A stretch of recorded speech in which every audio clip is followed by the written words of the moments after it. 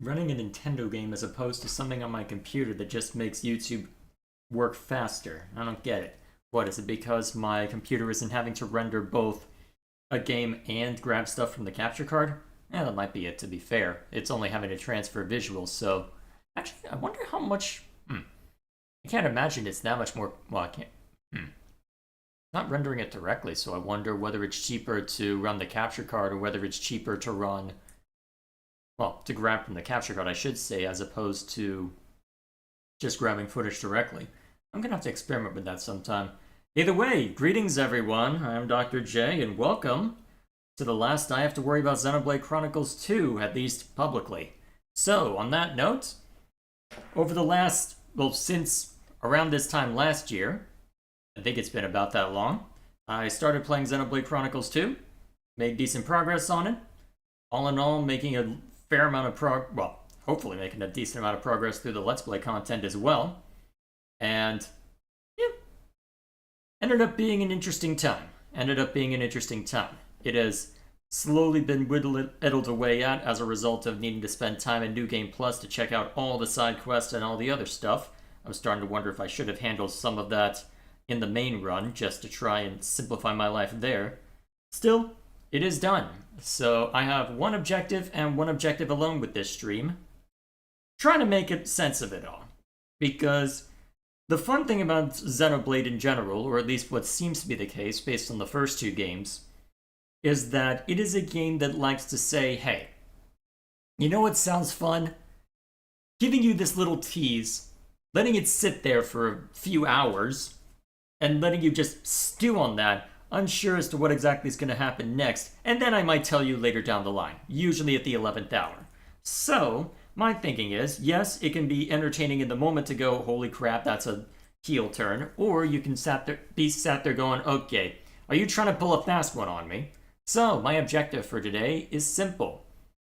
Try and piece together whether or not it makes sense, and all that fun stuff. And to be sure that we're not just looking at a blank screen the entire time, I am going to be playing a couple things in the background, although I'm not going to dig out Xenoblade, because as of right now, my feeling is, I want to put the game to rest for a while. If I need to go back to gather footage from the event viewer, that's easy enough, I suppose, but I need to spend some time away from that game for a while. Although within a couple weeks, I'll be going back to the Let's Play dungeon, or the editing dungeon for the Let's Play stuff, but still, we'll see how that plays out.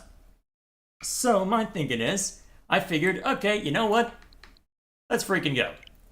I haven't played this in months. I dug it out a little bit a few days ago and ended up getting my butt kicked when I tried to play as Pyra and Mithra, so my feeling, we'll just have a grand old time with this. Hopefully it'll be interesting. Hopefully I'll be able to give something cogent while I am trying to play my way through this. While I'm getting my butt kicked by the people who are still playing this game, i.e. all the people who are... Actually, to be fair, if I let myself fail enough, it won't be that much of an issue. Also, just as fair warning, I turned down the audio on the Switch pretty heavily. So, if you don't hear the game all that much, that is intentional. I wanted to more focus on what I want to say more so than have background noise. So, either way, let's get into it. So, my focus for now, what we're going to be doing, we're going to walk through the timeline as I understand it, and then I'll open it up to discussion with, well, okay, and I'm already messing up. Oh, right. Yep, that's the jump button. There we go. Okay, I am so totally prepared for this. All right. So, my objective is going to be simple. We're going to walk through the timeline. I'm going to get my butt kicked all the while, and we're going to have a grand old time. So, sound good? Of course. So, when we're looking at the Xenoblade timeline, the starting point seems to be with something called the Conduit. Oh well. So, to that end, there is, to some extent, an argument as to it having already existed at some point. I believe in either Xenogears or Xenosaga it had been mentioned, at least by a different name. However, for the sake of our discussion, it doesn't necessarily matter whether it does or does not have something pre-existing. All that matters is that, hey, it existed at some other form, but at this point, we don't have to worry too much about that. Should've known better. Should've known better. So, based on that, what exactly do we know about it? Very little, for better or worse. Ah, damn it. Very little, unfortunately. So all we know is effectively what Klaus tells us, which isn't too much. He claims that it is effectively something that can be used as a gateway to parallel universes, and that's really all we're given about it. And based on the events of the time, his major concern was looking out at a world that was embroiled in war, by his description, one that had scorched the stars, quote-unquote, and by virtue of that, he was very concerned, okay, so the usual humanity struggling through these problems doesn't seem to be working too well. Is there a better solution somewhere in all this? And so he decided to look to the conduit for an answer, hoping to find a solution in whatever other dimension, excuse me, whatever dimension may or may not exist. So, he ended up starting an experiment, hoping to change the world, and by technicality he did so. He did end up changing the world by triggering an apocalypse, because in opening the gate, it ended up being a monkey's paw effect. Ah, hell. Why are you just sitting there? Oh, that's why. You let me get that hidden? Yeah, this is probably going to be rather distracted. Maybe I should have busted out Torchlight too. Well, if this ends up being too distracting, I can always switch off, right? So, what ended up happening is that in opening the gateway, it did draw something from a different world, but it also pulled a lot of other things into it. And by virtue of that, it ended up somehow cleaving his spirit in half, somehow, and his body, pulled either his best friend or someone very important to him through as well, and along with that, well, triggered an apocalypse, effectively just wrecked everything. So, good job, buddy. And unfortunately, over in the other world, in Xenoblade 1, the alter ego that went through on that side, he basically became a god on that world. So, you can't die either. So, you're just stuck there, forced to live with your terrible circumstance, just to think on everything you've done. So, fun time for him. So, he's just sat up there in an orbital platform looking at the ruins of civilization for an unspecified length of time. Could be centuries, could be millennia for all we know. By virtue of that, eventually he thinks, alright, damn it. If I'm not going to be able to do anything about this, well, if I'm just going to be sat here, I may as well attempt to do something and atone for my mistakes, even if I can't bring back the world that I've destroyed. So what he decided was, looking at what he had around him, he figured, okay, I've got all this other stuff that I can work with. So what can I do? Well, I need some way in order to effectively build up enough materials to where I can effectively rebuild the world. So he created a substance that would end up becoming what we know as the Cloud Sea.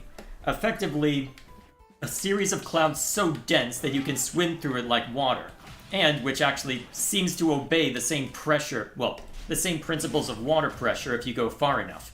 Hence why there was a moment when, well, later in the game when, oh, we've got a Titan who's trying to go below the depths. This is go really deep into the depths. You go far enough, it's going to collapse in on itself and everyone's going to die. This is not good. So we really need to do something about this. They were able to justify it by the fact that, hey, for whatever reason, it's thick enough to where it basically operates like water.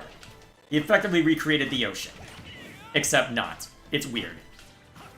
But... Ow, I should have known better. So, we are both doing terribly on this match. Okay. Yeah, I think I will switch to Torchlight 2 after this. This is going to be too distracting. I've had a feeling it might, but still. Yeah, well. So, by virtue of that, that was his first objective, to try and effectively create a material that'll let him reform the world.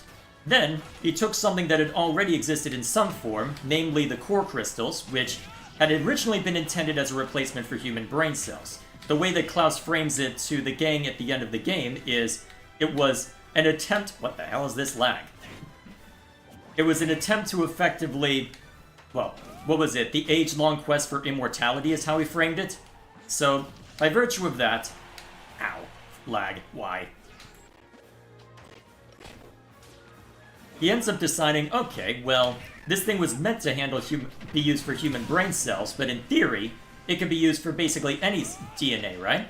So, thinking on that, alright, what if I use it to contain basically the totality of all genetics from the world that's been lost?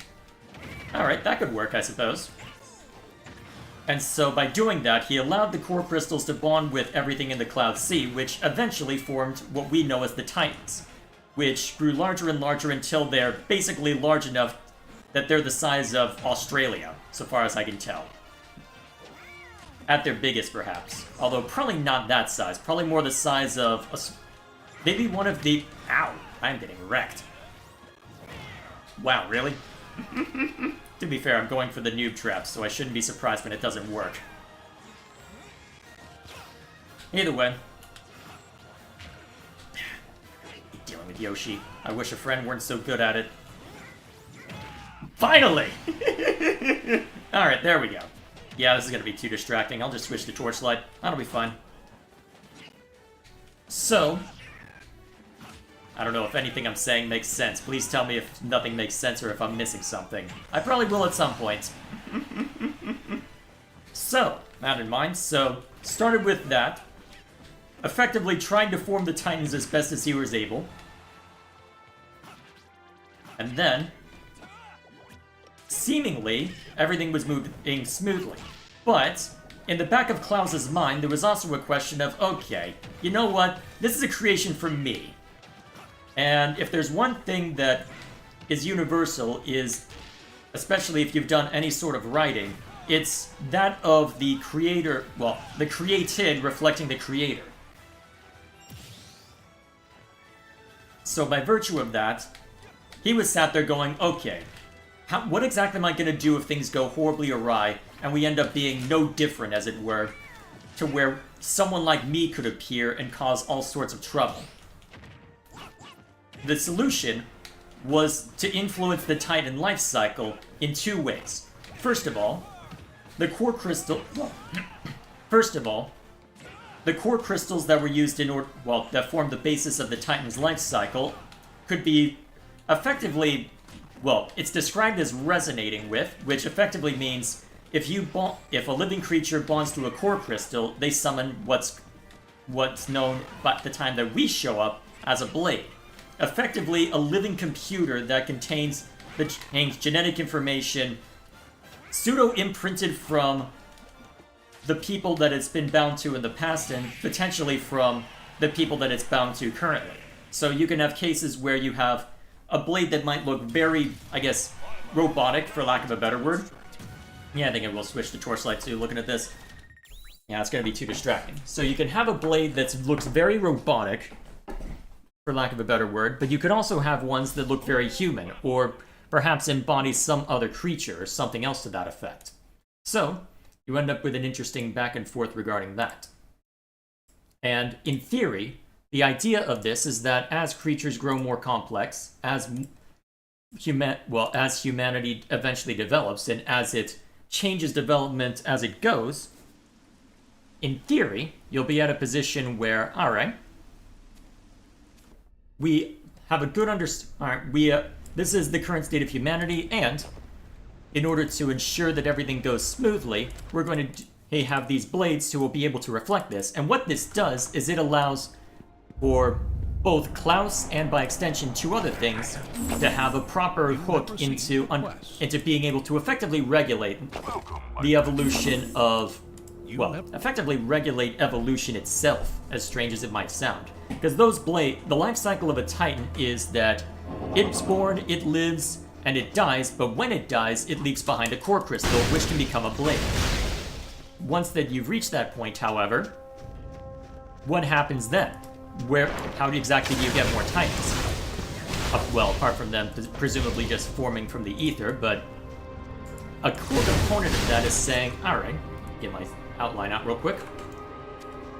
A core feature of that is that as a blade is used more and more often, as it's bound to more and more hosts, it eventually has trouble binding to future hosts, especially since, while it might not have an explicit age or may not show much of an age, it does eventually, well, blades do eventually grow old and eventually effectively return to the Titan from which it's sprung, for lack of a better phrase, and eventually forms the basis for new Titans. Or becomes a new Titan, well, or to be more accurate, becomes a new Titan itself.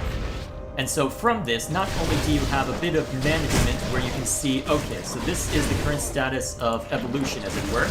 This is how the genetics that were within the core crystals have recombined into something novel. And by virtue of that, we have a direct line to see, okay, this is how it is so far. Can we manage this at all? And in order to manage it, Klaus ended up having what wasn't necessarily the perfect tool, but a serviceable tool. In order to do his conduit experiment in the first place, he developed what he called the Trinity processor. So, effectively 3 mini-me's that could more directly interact with the conduit in some capacity. Which, admittedly, isn't all that well explained, but the whole process that is used in the first place, the experiment itself is kept somewhat ambiguous to begin with, so perhaps that's to be expected. So, by virtue of that, one of the members of the Trinity processor had been lost either at the experiment or at some point later. It's described as, quote, Ontos being lost in a... I can't remember the exact framing. Ah, heck. I'm forgetting my buttons. Gotten too used to playing a different Diablo-style game. More on that in a week. Incorrect on the Trinity processor? Damn, that sounds louder than you, Jay. I've got it set to -20. Hang on. Did it get messed up? Or slice loud? Alright, I'll fix it. Alright, down you go. Alright, weird. I had set it to -10 thinking that'd be enough, because I'm pretty sure I had bumped it down in-game too. So, there's a space-time translation event is the exact word by which Ontos was lost. And the running theory, which makes the most sense, is that Ontos becomes what we know as Alvis in the other world, effectively not fully abandoning his purpose in monitoring things, just within the context of, hey, here we have all this to worry about. Well, we have all this to worry about since that you basically recreated a world with you as its god. I'm going to keep an eye on this, so not fully abandoning that. But in effect, you have the Trinity. So you have one piece of the Trinity processor that's missing, but the other two that are still present, which can monitor the blades. So life goes on. You end up with a new life cycle.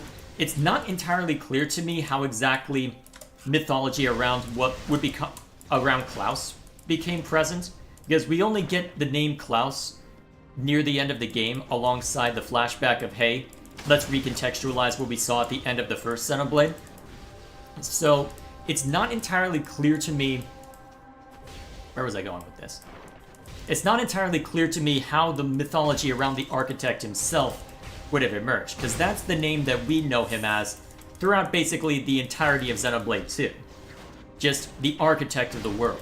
Because, to my knowledge, there's only, well, we only hear about one person who ever climbs the world tree, which, to explain that, everything that we see that Klaus does is at the top of an orbital station that is reached through a space elevator, basically. And over the course of the time that was spent within, well, over the course of time, it basically looks like an overgrown tree now because it's just been overgrown with plant life. So by virtue of that, it became known as the World Tree as just this one static spot in the ground, the one point of solid ground, as compared to the Titans. So by virtue of that, it's unclear to me how the mythology of the architect would have come about, whether it be some latent memory of the Titans, or whether it's something deep within the Blades, or if it was from somebody else climbing the World Tree that we simply don't know anything about. Because the only people that we know of who climb the World Tree are our posse at the end of the game and Amalthus, who we'll talk about later. So you end up with this effective status quo for a while, and by virtue of how the genetic information within the core crystals, and the Titans combined and recombined over the ages, humanity does eventually spring up on most of the great Titans. It's unclear how many great Titans have come and gone, and they keep the exact timing of most of this ambiguous. And to be fair, it was probably over the course of multiple millennia, if not hundreds of thousands of years. We don't know an exact timeline. My suspicion is that it's somewhere in the range of tens of thousands of years, but we don't have too many ways of corroborating that, given that, well, it is possible to go digging around in the Cloud Sea for artifacts and from ancient civilizations and whatnot, but I don't know if you would necessarily have the same process of carbon dating, for lack of a better word. I'm too used to a different Diablo-style game. I'm used to having my runaway button on a different button. That's going to take a bit of getting used to. So, by virtue of that, over the course of time, though, you have humans that develop in somewhat different directions depending on the Titan they're on. You'll have places like Gormont, where the people there are much more cat-like, and then you'll have places like Indal, where the people, I guess, are the closest thing the world has to elves, in that they live for a very long time. And as far as we can tell, they aren't immortal so far as we can tell. Okay, they're definitely not immortal, but they are definitely much more long-lived than otherwise. So by virtue of that, you end up with humans branching out and evolving in different matters, and with there being enough difference to where they can marry with each other, although I don't know how that would necessarily end up looking. Who knows, maybe I'll find out in the third game, depending on how things shake out. I already know there's one plot point I might have problems with, but we'll see how that plays out. Because there's no avoiding that. There's no avoiding the memes that resulted from that, let's put it that way.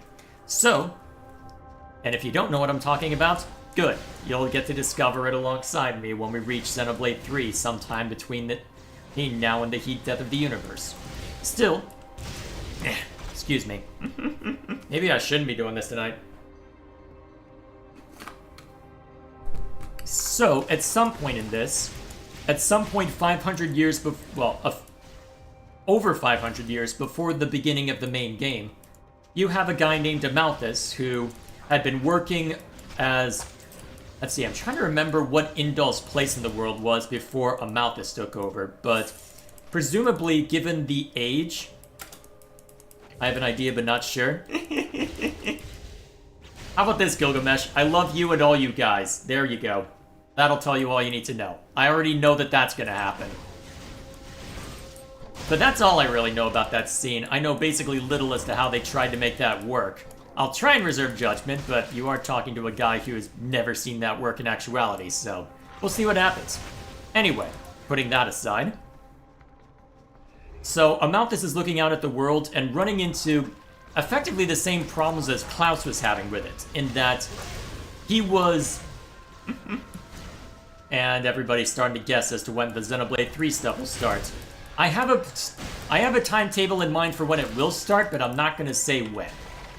At least any more than I've already likely said elsewhere. So, by virtue of that, he's looking out at the world and thinking, wow, humans can be utterly crap to each other. Especially because you've got all these competitions for resources for which there aren't always enough to go around, assuming there are ever enough to go around. And by virtue of that, he sat there going, if memory serves, he was a guy who lost his mother when he was really young, and in his efforts to help people, there was one scene in particular where he ended up helping someone who then committed armed robbery, and burglary, killed somebody, who he then mercilessly put down, as you would expect. So he's looking out at how miserable the existence can be for some and thinking, is this really what the architect intended? Is this really what the founding fathers intended? So he sees that and thinks, okay, I'm gonna climb this world tree over here, and I'm gonna ask the architect myself. Supposedly he's up there, supposedly there's this land Elysium where we might be able to get all of our pressing concerns answered. Okay, I need to get rid of some of this.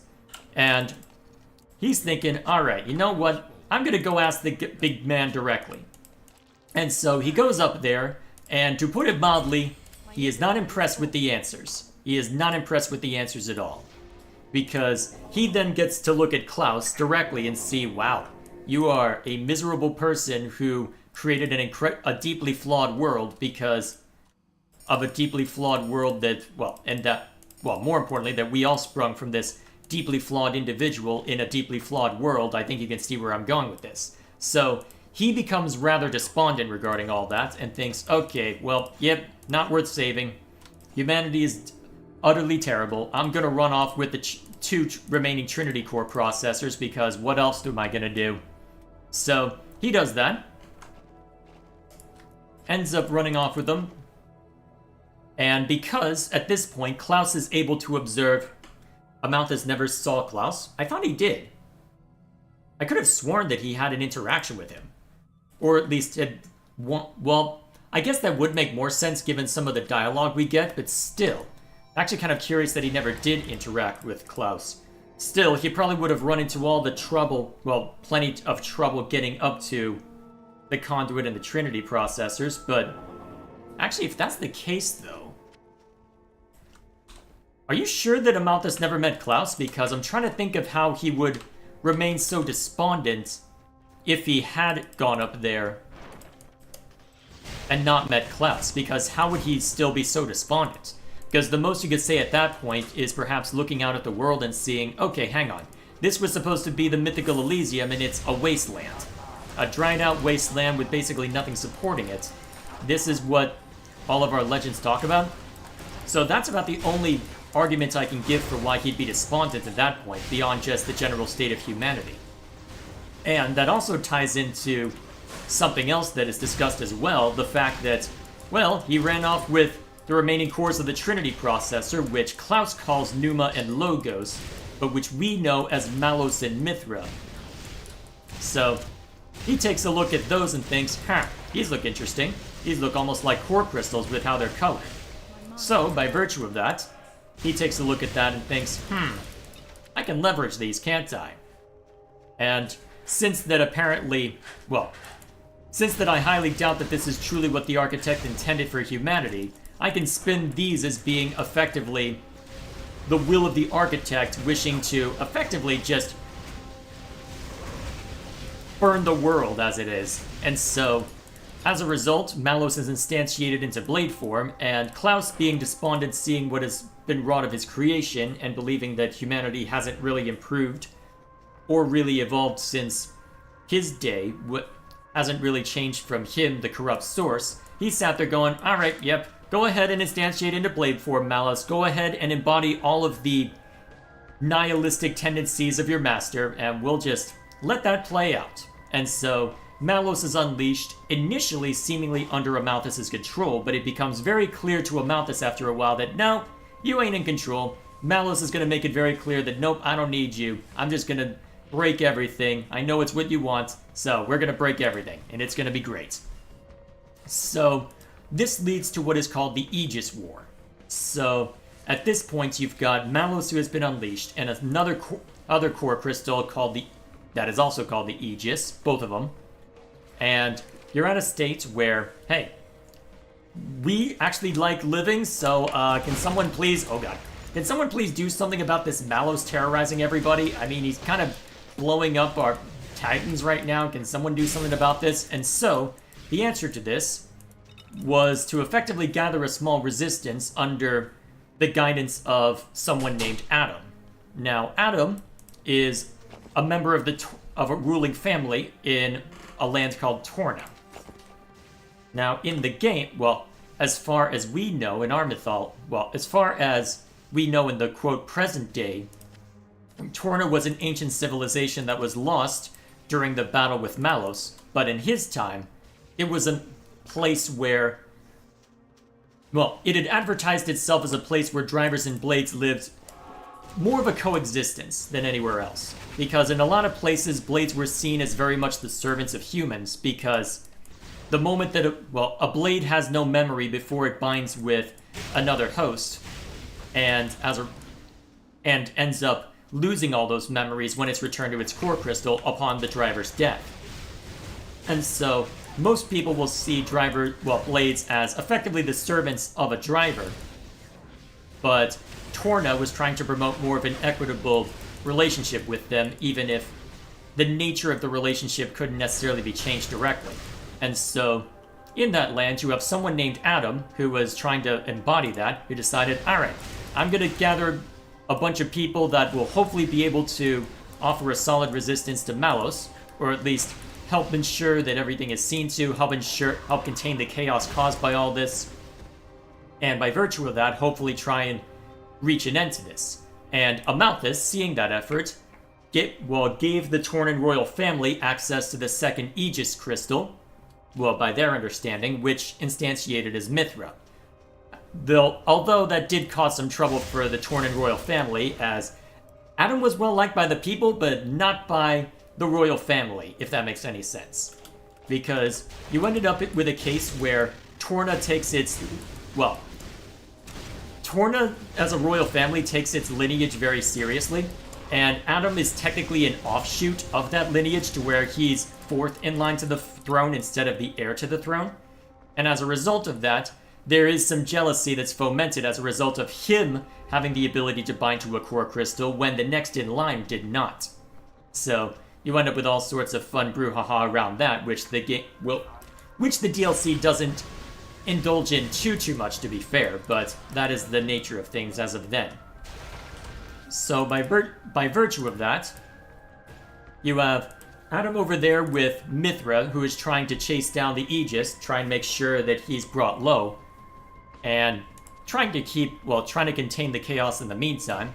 And along the way, this is where we enter the game ourselves within the DLC, where we say, alright, let's not follow Adam just yet, because within the base game, allegedly, if you look, I need to double check dev interviews to see if it was ever confirmed, but my understanding is that they didn't, when they were creating the game, they didn't have a clear idea as to what exactly Adam would look like, and so they decided to keep him hooded basically the entire time within the base game. So when it comes time for us to actually meet him, they make sure, okay, no, you're not going to meet him just yet. We're instead going to follow a different character. We're instead going to follow someone called Laura, who, as far as we know, is just an ordinary human.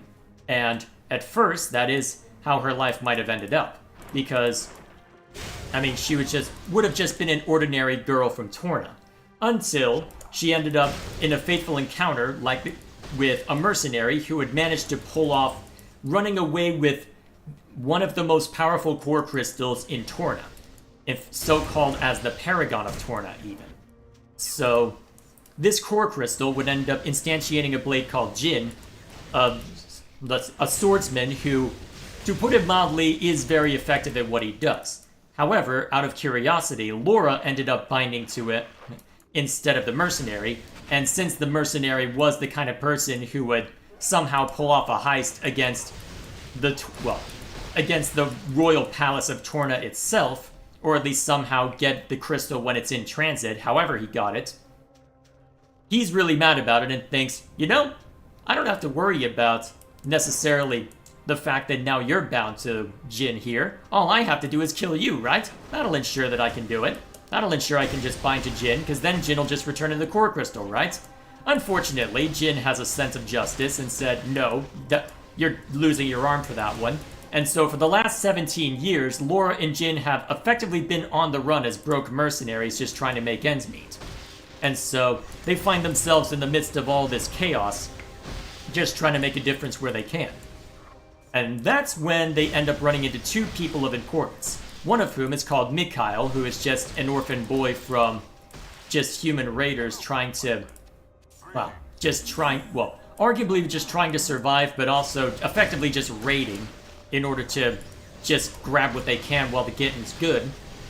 And then they also happen to run into Adam and Mithra, who are also investigating one of the places where Malos is attacked. And so they end up in conflict because Adam, being a member of the royal family, recognizes, hang on a minute, I know you put a mask on this guy, and good effort, but I know that's Jin. I know exactly what you are. I'm gonna be taking that core crystal now. Let's see how good you are. And so, Laura and Jin have what seems to be the fight of their lives against what they don't know at the time is an Aegis, All they know is that, oh crap, it's Adam and his blade. Oh crap, we're in trouble. Okay, fight for our lives. Okay, we're gonna survive this. But they end up doing rather well against Adam and Mithra, to where Mithra has to pull out some of her unique abilities as an Aegis in order to ensure their survival / safety. So, Adam sees this, and because he's a total softie, he thinks, huh, okay, I like you guys, I want to know more. And so, listens to the sob story, goes, oh yeah, sad tale, yeah. Want to join us?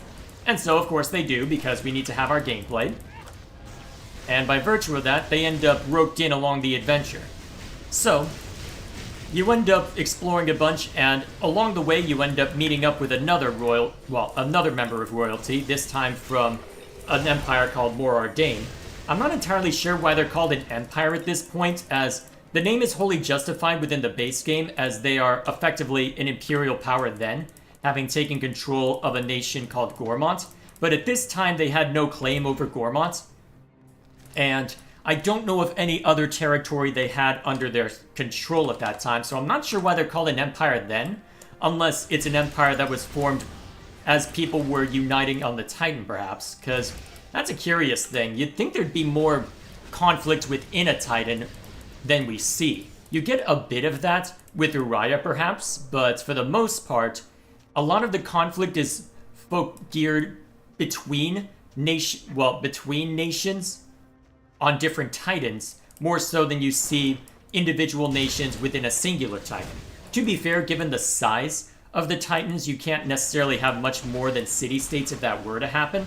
But I'm honestly kind of surprised that you don't see more, I guess, diversity of nation-states within a single Titan. Although that might have made things a bit more confusing than it needed to be. So, you end up on this grand adventure to try and stop the Aegis.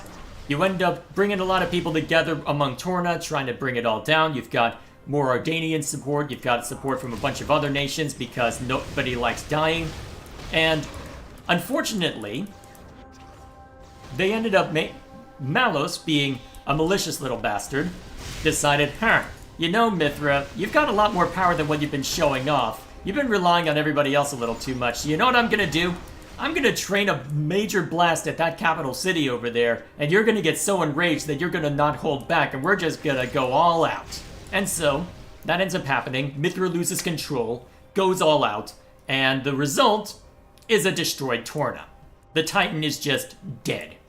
And unfortunately, a lot of other people died in the struggle as well, including the then Emperor of Morardain. So, good job.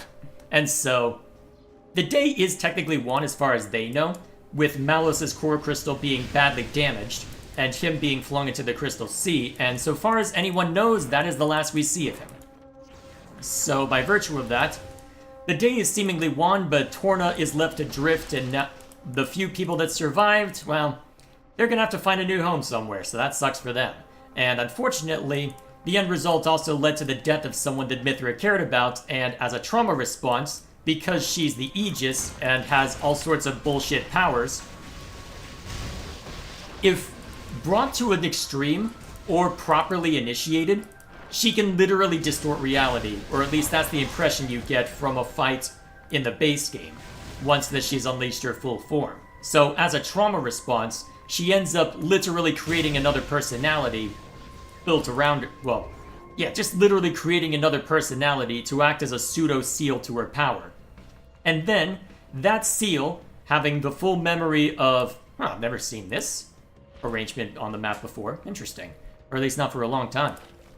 So, Mithra seeing that, and then the new instantiation, Pyrrhus, having all the memories of Mithra, realizes, yeah, no, this can't stand, we're sealing everything away. So, Adam, we're going over to the Spirit Crucible, over at a place called the Leftherian Archipelago, a quiet little place where nobody's gonna bother us.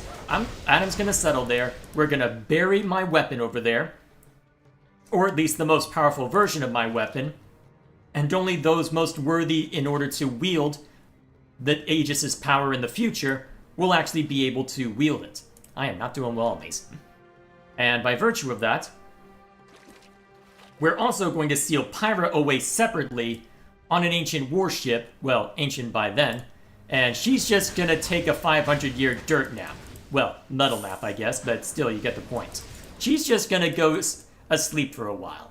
So, that was 500 years before the beginning of the base game, so what the hell happened in the meantime? Well, that's the problem, because this was all started because Amalthus decided that, you know what? Humanity sucks, I want to see it all burn, and Melos was a bit too aggressive on that count, so we're gonna take a subtler approach now.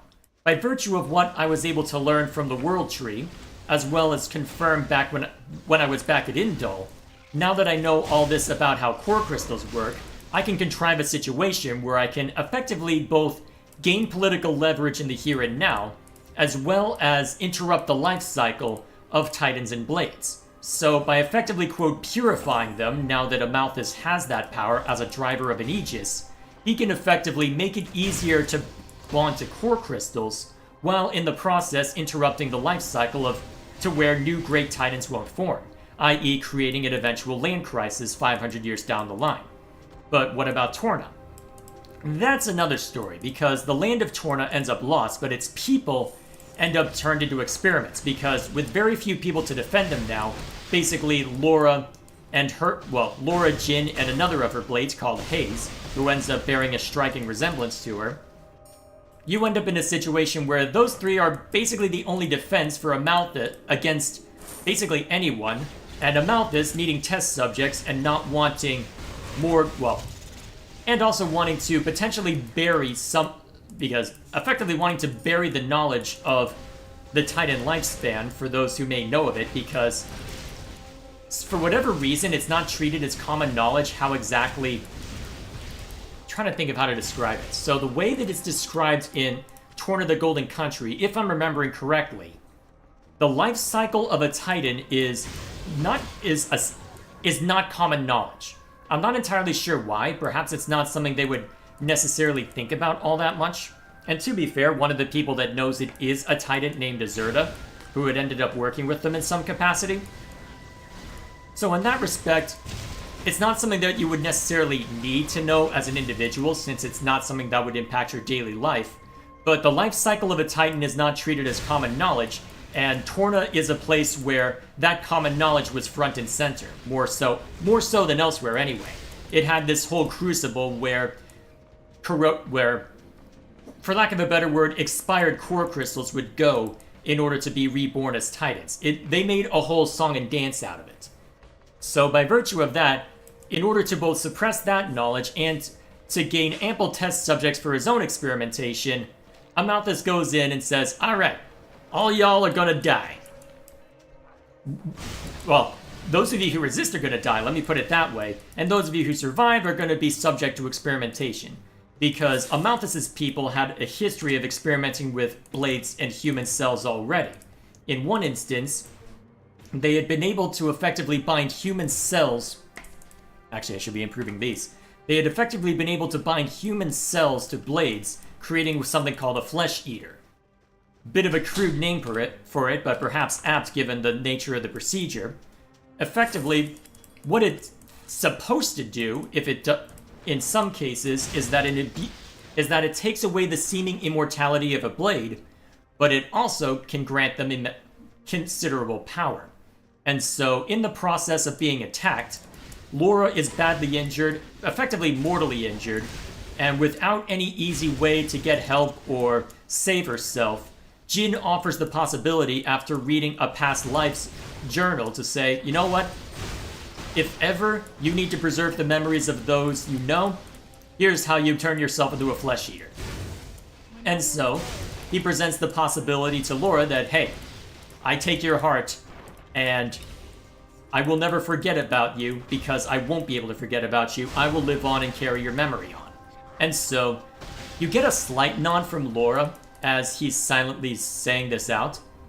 And I suspect that it's meant to imply that Laura assents to it, but whether he does or not, I think Jin would have still gone through with it, given that Laura is naturally very sad about dying, because who wouldn't be, and sad to leave Jin behind, to basically lose everything as well, since he's going to lose his memory.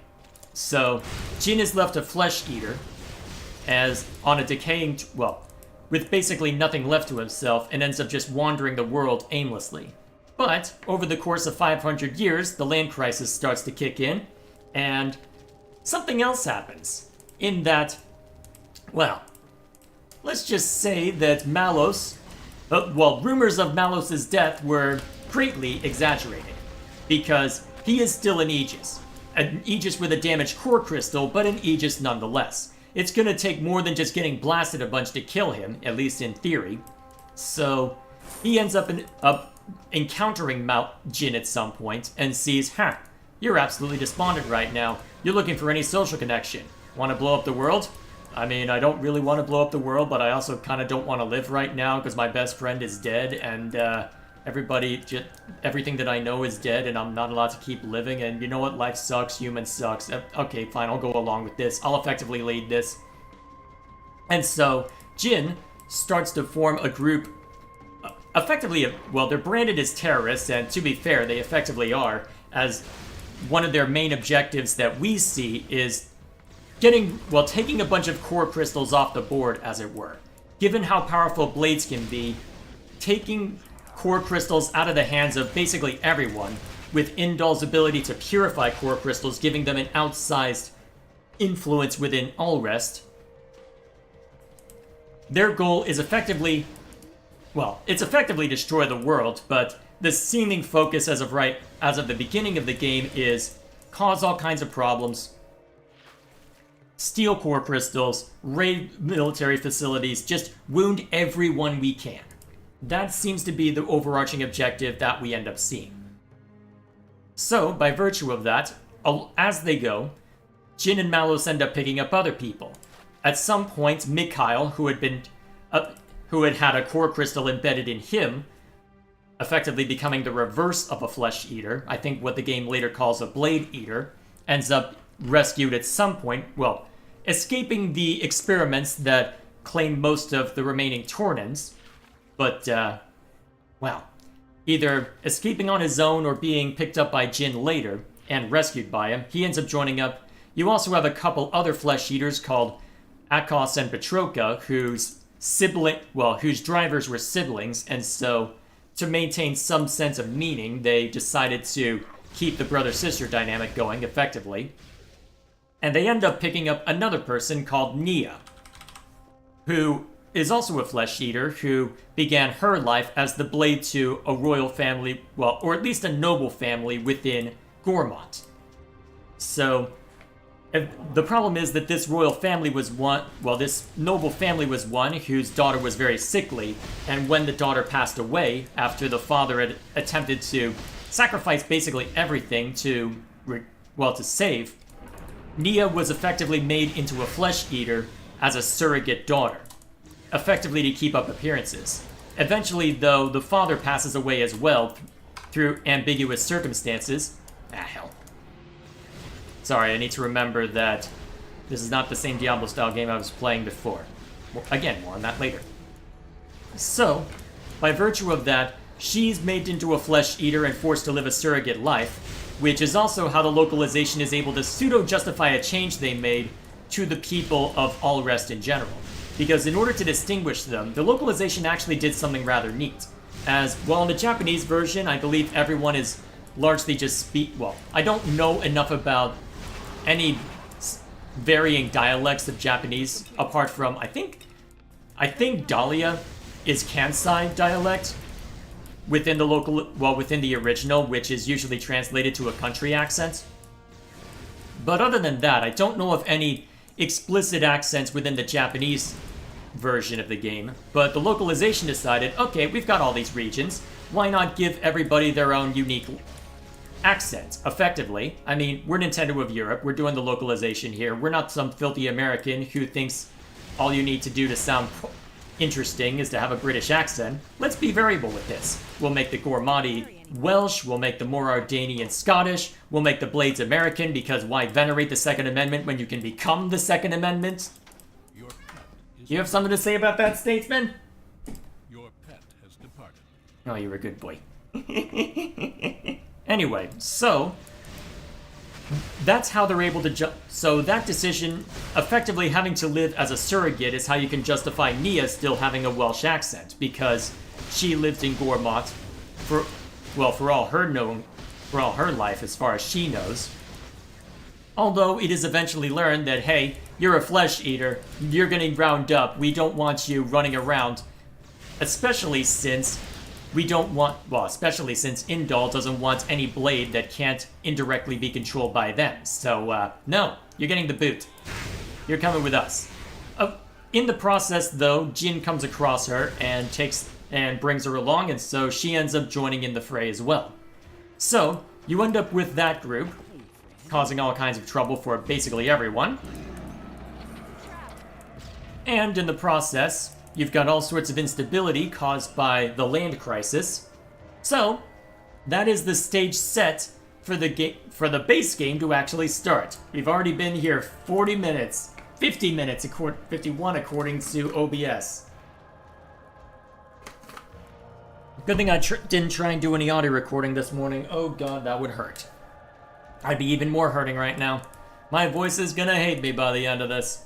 So, that's one thing to worry about. So, now we get to introduce Rex. He is the protagonist, as you would expect. So, a guy who, despite a young age, is living life as a salvager. Effectively a guy who trawls the depths of the Cloud Sea, or at least what passes for depths within the Cloud Sea.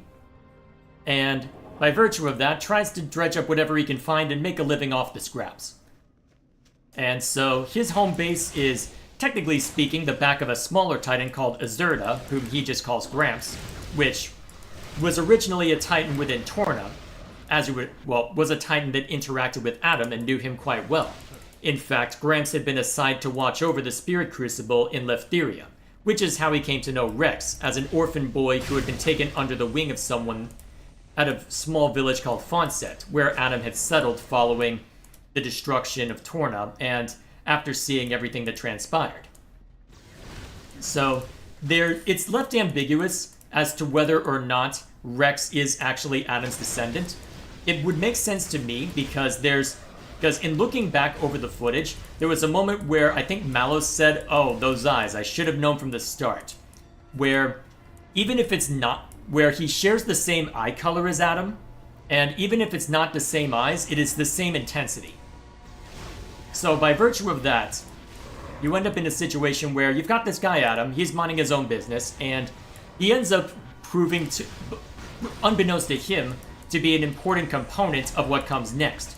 Because in order to ensure that Malos is at full power, in order to fully restore his core crystal, they need another Aegis in order to effectively draw the information from. Because the Aegis is special in that effectively all the information that a core crystal gathers ends up being funneled to some extent into the Aegis cores. However, because his is damaged, he doesn't necessarily have most of his abilities, so he thinks, alright, you know what? We need to go find Pyra. So, well, Mithra as far as he knows, but either way. So, they go looking, they think they know where to look, but believing that there's likely going to be some seal as either from inside information from Jin. They don't exactly describe how they know that this is required, but they need someone who is either... they effectively need the blood of someone who is Leftherian to act as the key to open the way to Pyra. So, they bring Rex along under the auspices that, hey, you're a capable driver. You know how... Well, not driver. You're a capable salvager. You have to know how to take care of yourself because sometimes the crates you haul up have monsters in them. So you know what? It'll be great. We'll bring you along. You'll go open the way for us. That'll be that. We'll find Pyra. It'll be great. And because Rex is too much of a trusting little kid, relatively speaking anyway, he goes along with it thinking, oh my god, that's a lot of money. I want all of it. Even if Nia makes fun of him for looking at that hoard of money and thinking, oh, you childish thing. So, they end up getting to the chamber where Pyra is located, but because Rex is a curious person, he decides, oh, that almost looks like a blade. Is that a weapon over there? And so, he gets curious and touches it, and For whatever reason, that greatly upsets Jin, who sees that and thinks, alright, you touched the thing you shouldn't have. That could prove troublesome for us if that inadvertently wakes up Pyra. We don't know necessarily for certain if that will, or at least we're gonna act like it will. So, you know what? No witnesses. You're dead. Stab through the heart, you're done. However, because Aegis bullshit, somehow Pyra is able to commune with Rex's spirit, having been disturbed enough by him reaching out to her. Although, to be fair, there is a degree to which, again, the Aegis can distort reality, or at least that seems to be the impression you get, so somewhat justified, but if you're having to write lines like, if I weren't dead, I'd kick his arse, I've got questions. I've got questions. Still, seeing that, Pyra thinks, you know what? I'm probably not going to have another chance like this again. I do have enough awareness to know that Jin's the one who stabbed you, so something is very clearly wrong with the world, and since that you're clearly no friend of Jin, this might be my best chance to get up to Elysium and petition my father to just destroy me after I ask him what the hell were you thinking making me? What do you want, statesman?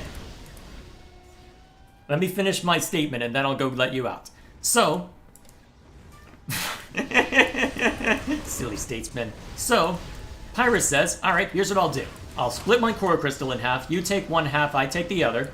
That'll allow you to keep pressing on. I'll effectively use it like ironically how the Blade Eaters were discovered and used, as in the case of Mikhail and other characters we'll end up meeting. Well, one other character anyway. And by virtue of that, we're gonna be able to just break out and it'll be great, right?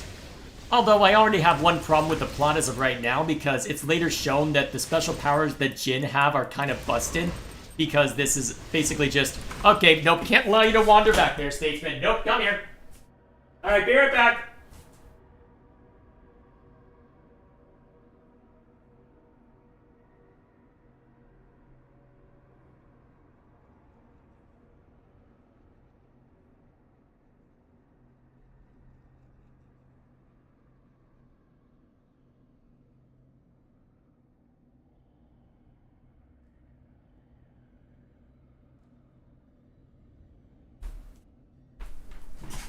Sorry about that.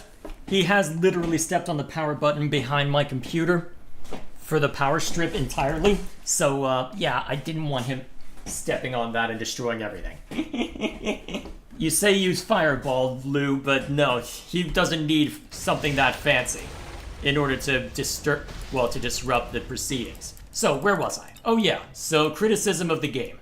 This is when I was looking back on it, the one thing that I was worried about, because this is one of the major plot holes that I noticed, in that Jin, as we end up showing, will be shown over the course of the game, is able to move at the speed of light. As a result of becoming a flesh eater, he's just able to do that now. He's able to put out a tremendous amount of power by virtue of that, to where literally the only reason that they get away is because he couldn't be bothered to actually intervene.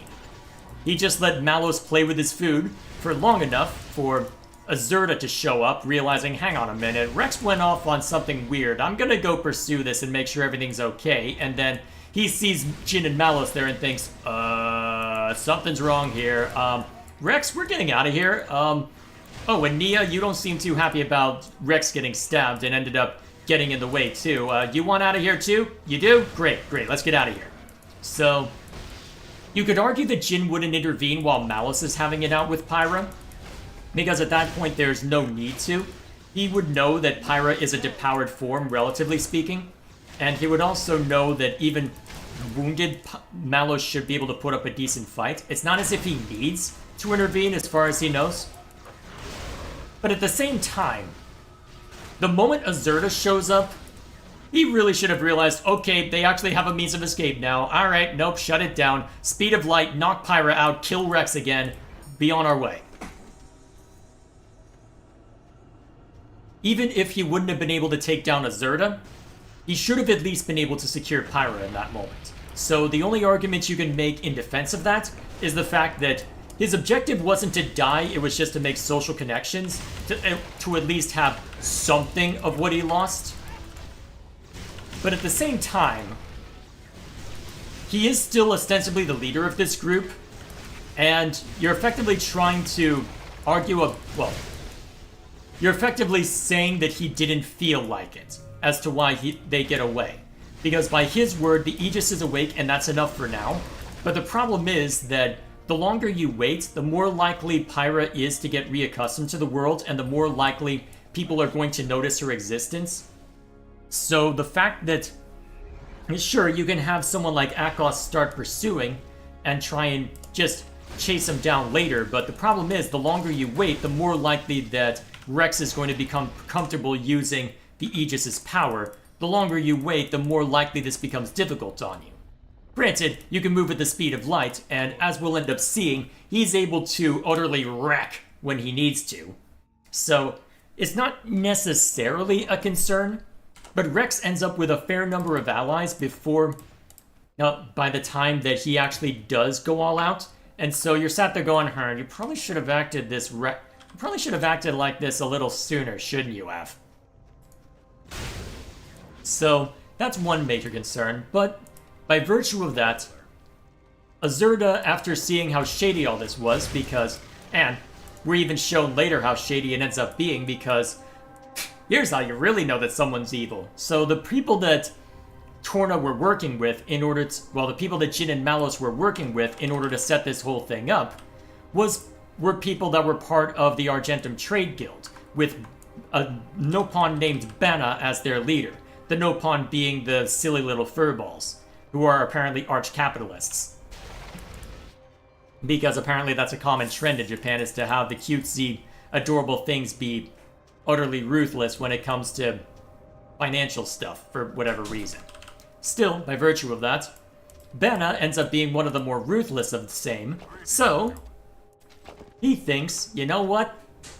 I'll work with these guys. This is a lot of money. I'm not too worried about the ethics of this. And you know what I'm gonna do? Here's how you know he's truly evil. He takes out an insurance policy on the ship that's being taken out there, knowing full well that there's going to be no witnesses and that it's going to be blown up. He tries to commit insurance fraud. That's how silly this game is.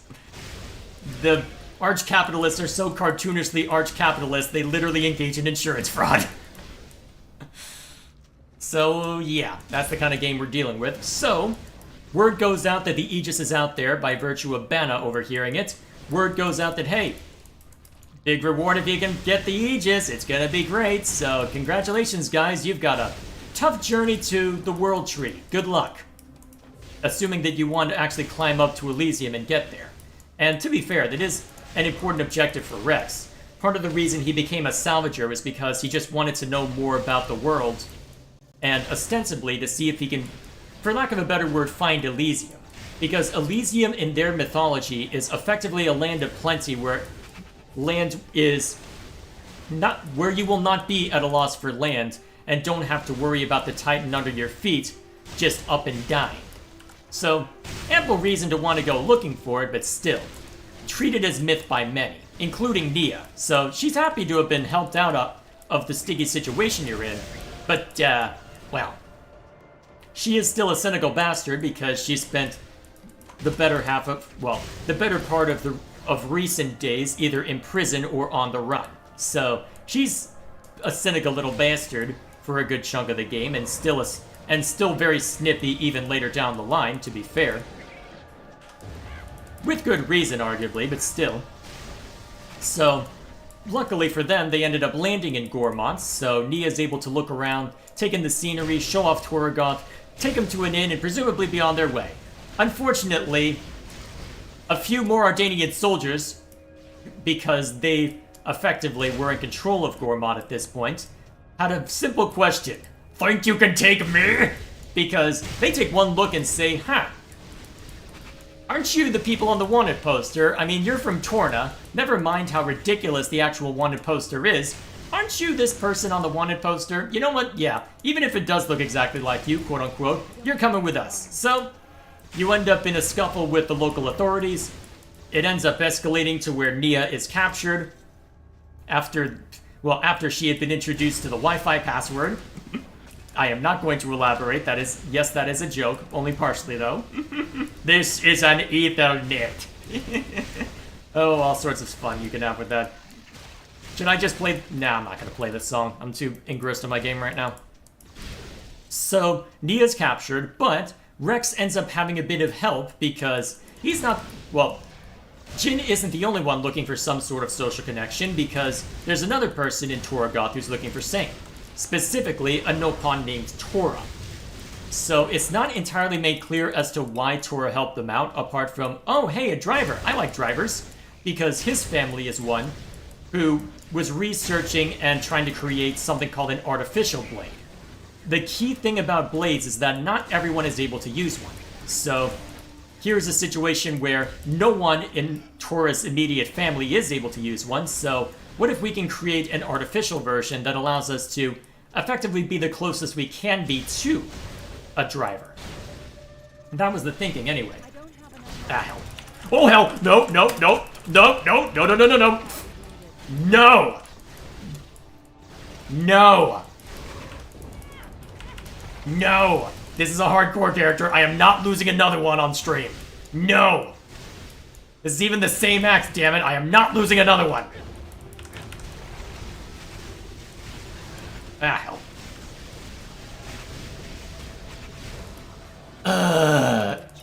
Sorry about that. I like living. I know, it's one of my faults. Let's see. Yeah, we'll improve this. Anyway, so as a result of idolizing drivers and as a result of both his father and grandfather being out of the picture, presumed dead, though technically neither of them are. One is just in hiding, the other's been captured and is being compelled to make artificial blades for Banna. And Torna, as we'll find out, lucky us. He ends up effectively just wanting help to try and finish making this artificial blade, and hey, we help him, he'll help us rescue our friend, right? A good time will be had by all, right? So we help him make the artificial blade. It goes full Japan at a few points during these escapades because, of course, it does. And otherwise, everything seems to go well. So they go infiltrating the place where Nia's being kept, a Morardanian battleship. And unfortunately for them, that's been labeled as a trap because they ended up getting picked up by virtue of the wanted poster. But while they were before Rex and Pyra were able to fly the coop, they ended up, well, a Blade who was working for Morardane realized, hang on a minute, Emerald Core Crystal, you're the Aegis, okay. You're actually the one I'm looking for right now. I'm gonna go tell my driver and we're gonna make sure that we're able to pick you up and take care of, well, make sure that you won't cause any trouble. Of course, Rex's first thought when dealing with basically anyone is, no, you just want to use Pyra's power, right? And to be fair, not a bad assumption, but since this is Morardane, we're talking about they're surprisingly chill despite their Emperor having died the last time an Aegis was unleashed. So instead, their thought is, okay, we don't want anyone to have this power, so if you could just come with us and then just not forever, that'll be great. So there might be a corrupt console within Gormont that'll say, yeah, I want to sell off the Aegis and make a bucket load of money, this'll be great. But who we end up actually fighting, well, after a while, after the console has been shown what's what, we end up then fighting someone who is known as the Flamebringer, who is the driver of the blade we were fighting, and one of the most high-ranking officials within Morardane's military, who also happens to be really damn powerful, so lucky freaking you. Lucky freaking you. So you have to fight him. Fight her. She is mistaken for a man by Tora at one point, so I guess I can get away with accidentally misspeaking there too, right? That's totally how it works. So, you end up having to engage in property damage in order to escape by effectively saying, Morag's blade, named Brigid, is a fire blade, so what if we just douse her in fire? Never mind that that doesn't seem to have any tangible effect on Pyra, because we don't know that there's another blade tucked away in there, technically. So, You end up escaping, and since Nia now has nowhere else to go, well, Morag will kill you. She doesn't... she'll threaten, but she won't actually kill you. Either way. So, they escape. I can't do that here. I may as well just wait. So, they escape. Nia, now having even fewer places to go, think, you know what, I owe you twice. I don't think Elysium's actually real, but I'll follow along. So, they think, alright, we need to make sure we've got a ride out, so we'll go to this dock away from the main city, we'll go have a grand old time, we'll get over to the World Tree, and that'll be that. Unfortunately, people thought ahead.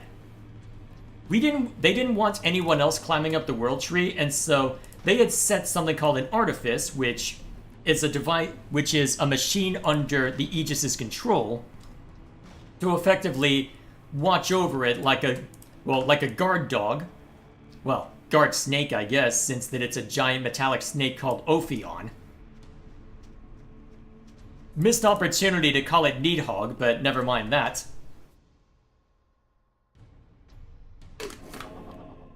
Unless Ophion is a counterpart to that of some sort, but either way.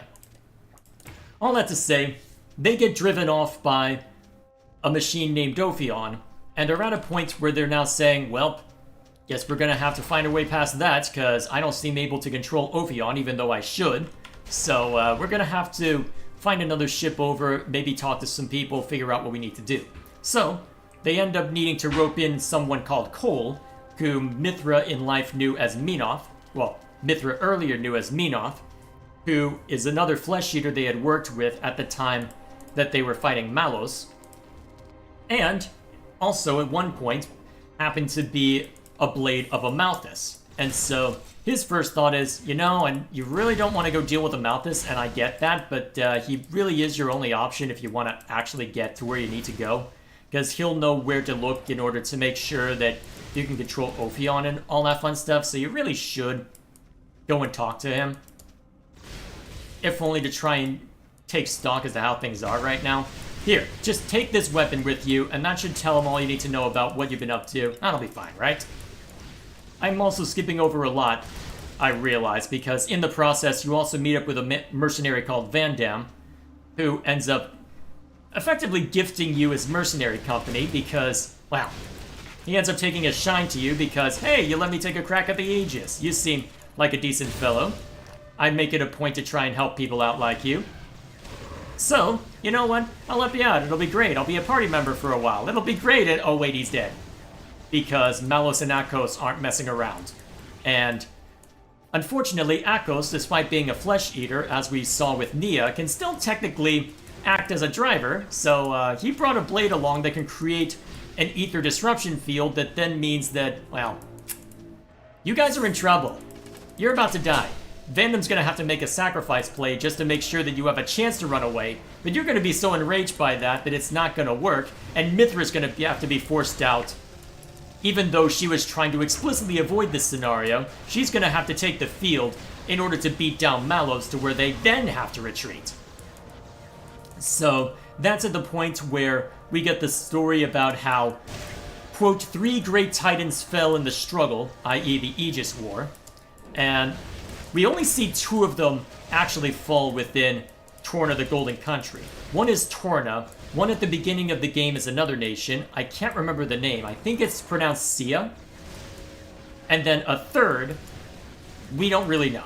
Whether it was something that happened before, or whether it was the titan that the remaining Tornan people were hiding out on as a safe haven while they tried to get their bearings, it's unclear. All that matters is Torna fell into oblivion because of the struggle. Other titans fell as a result of the struggle. Besides that, so, yeah, Mithra really didn't want to be unleashed. She's kind of mad at you. So, yeah. Okay, I did pronounce it correctly? Cool. Yeah, it was Sia. So, that in mind, realizing that, alright, well, I guess we're gonna have to go look for a ship then. So, unfortunately, if we want to get to Indal, we're gonna have to take the long way around, given where the Titans are at this time of year. So, off to Mor Ardain then. We'll just have to risk getting spotted in Mor Ardain, but luckily, since that Rex is a member of the Argentum Trade Guild, he has an easier time finding a guild ship. So, just hop over to Argentum briefly, get into anime shenanigans, hop over, and then you can go to More Ardain as an intermediary point and be on your way, presumably, to eventually reach Indal. Unfortunately, because it's More Ardain, that also means we have a run-in with Morag, and as we're out there, we might have been able to enjoy the hot springs for an obligatory scene that was surprisingly tame, all things considered, and told Mithras something about Nia that they don't want us knowing yet, i.e. that she's a flesh eater. They end up realizing, hang on a minute, there's another artificial blade wandering around here. In fact, Tora recognizes the design of the artificial blade too and thinks, hang on a minute, that was my father's design. What's she doing around here? And more importantly, how is she alive and active? This can't be right.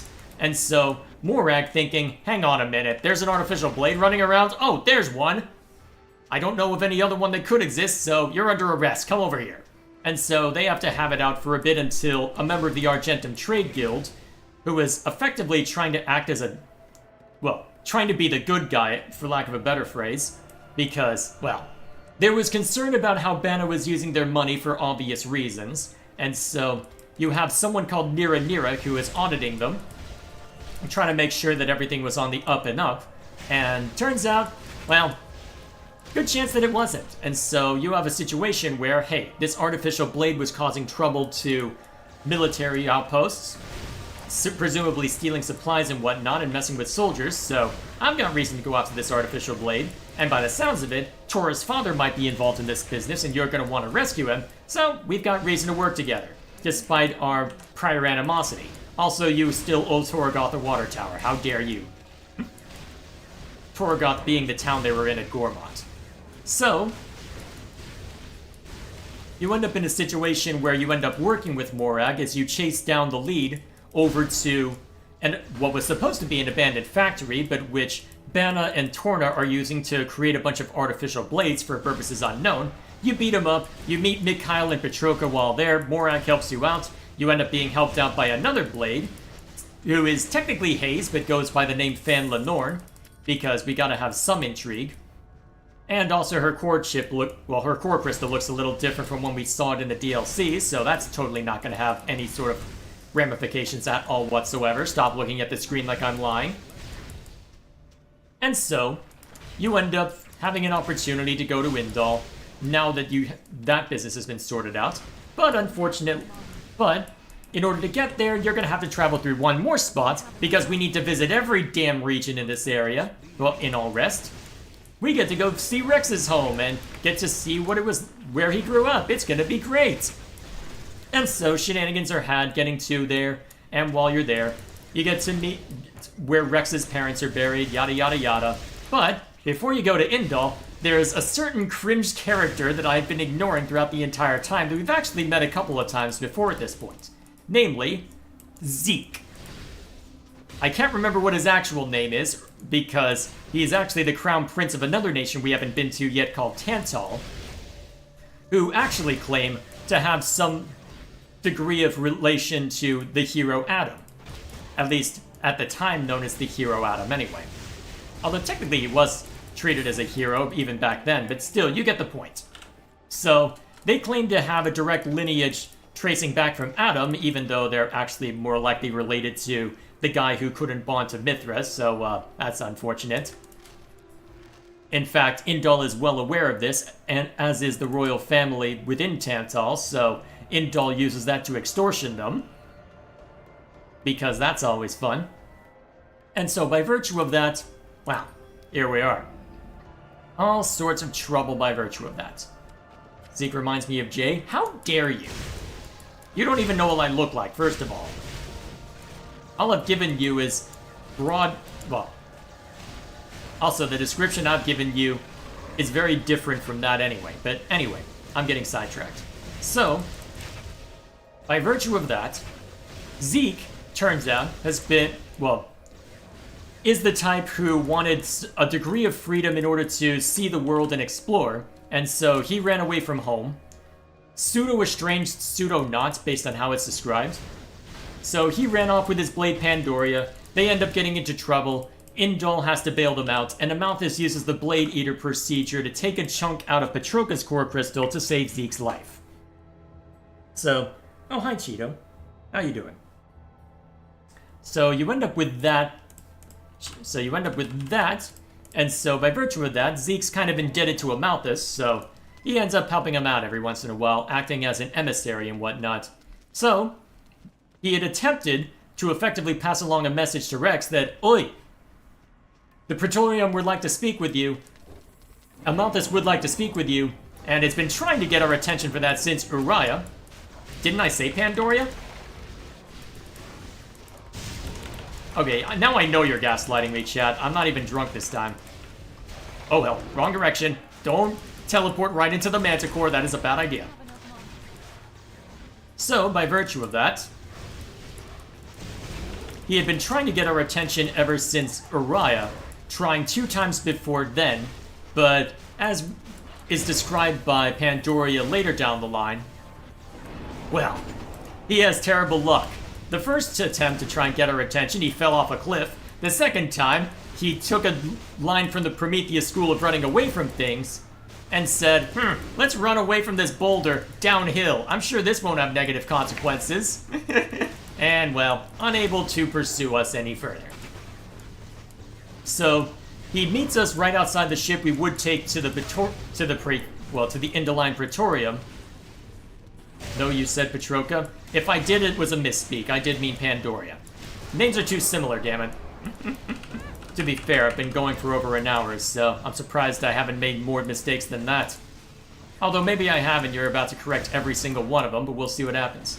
So, you end up in a situation where Zeke wants to make sure you're good to go to be led into the Praetorium. It's more just a matter of a bit of pride on his side just to gauge your strength. And so, you end up having a scuffle with him 3 times before you actually, 3 times over the course of the game up to that point, with that outside of Leftheria, outside of the village Rex grew up, being the 3rd time. So, a grand time is had. He ends up unlucky again, falling off something that breaks. Because of course he does. So he ends up falling again. Because of course. At least it's into the Cloud Sea this time, so at least it makes more sense as to why he survives instead of just falling into rock. How the hell does he survive that anyway? Either way. I know he's a Blade Eater, but that doesn't give you super durability. Regardless. So you go to the Praetorium, you meet Amalthus. Rex is a little creeped out because in his eyes it feels like he's talking to Malos, which technically he is. That is his driver, but they lay it on a little too thick. I feel like they could have done without just having having Malos's face show up overlaying Amalthus. That was a bit overkill. If they wanted that bit as a subversion, they really should have been subtler about it. But as they are trying to ask for the assistance to reach the World Tree, unfortunately, Torna is still active and still doing stuff, so they decide, alright, we need to foment some chaos in order to buy ourselves some time, so here's what we're gonna do. There's this old weapon that was made off the back of a Titan and exploiting the power that resides within a Titan, so we're gonna take this weapon and we're gonna set it loose on those guys over there, and it's gonna spark a major conflict between Uriah and Morardain. And while Indal is able to intervene, and while you're able to intervene a little bit by virtue of being able to interrupt Jin directly, well, bringing Fan Lenorn along ended up being a blessing and a curse, because on one hand, one of her unique abilities is being able to restrain a blade by virtue of a variant of, how do I describe it? It's a similar power to what Akos's blade had. It doesn't create a ether dampening field, but it does restrict how a blade's ability to move. So it's a more powerful version, effectively. So it's not able to fully restrain Jin because he's a flesh eater. And so Jin is basically, despite the fact that that was once Laura's blade, now under Amalthus's control, he's effectively forced to say, nope, this can't stand, sorry Hayes, you gotta die. And because Jin is still really powerful, even not being able to bring out his complete power, Hayes is dead. And I do mean dead, because being used for the sake of Amalthus becoming a Blade Eater, well, That also meant that her core crystal wasn't entirely intact, which means when it should have taken enough damage to where she'd be returned to her core crystal, instead, well, she did. So, good job. So, everybody's all sad about that, but you are still able to progress forward to some extent because you are given a direction to go in order to ensure that you can reach the world tree. So, but although there is some nonsense that needs to be dealt with, there's a summit you have to attend to that Morak has to be mindful of, an attempt by Banna to kill all the leaders involved to further foment chaos in order to start a war and line his pockets. The usual. So you have to stop that. You end up with, well, by the end of it, you have a pseudo-sacrifice play from Niall that has to be reversed by Nia. You have all sorts of... you have Morag effectively joining the main entourage full-time. And along with that, you also have Zeke tagging along because, hey, he's Tantalese royalty. You're going to Tantal because what we need just so happens to be tucked away there. And what we're looking for is an artifact called the Omega Fetter, which supposedly can be used in order to control Ophion. Especially since the usual method to control Ophion doesn't seem to, well, i.e. Mithra telling him to shove it, doesn't seem to be working. So, gotta do what we can.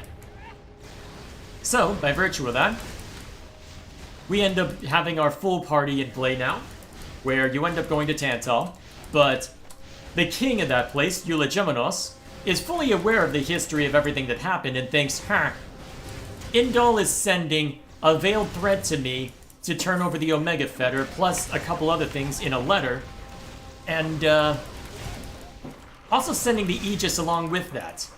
This feels like a threat. I feel like you're threatening me, Amalthus, so, you know what?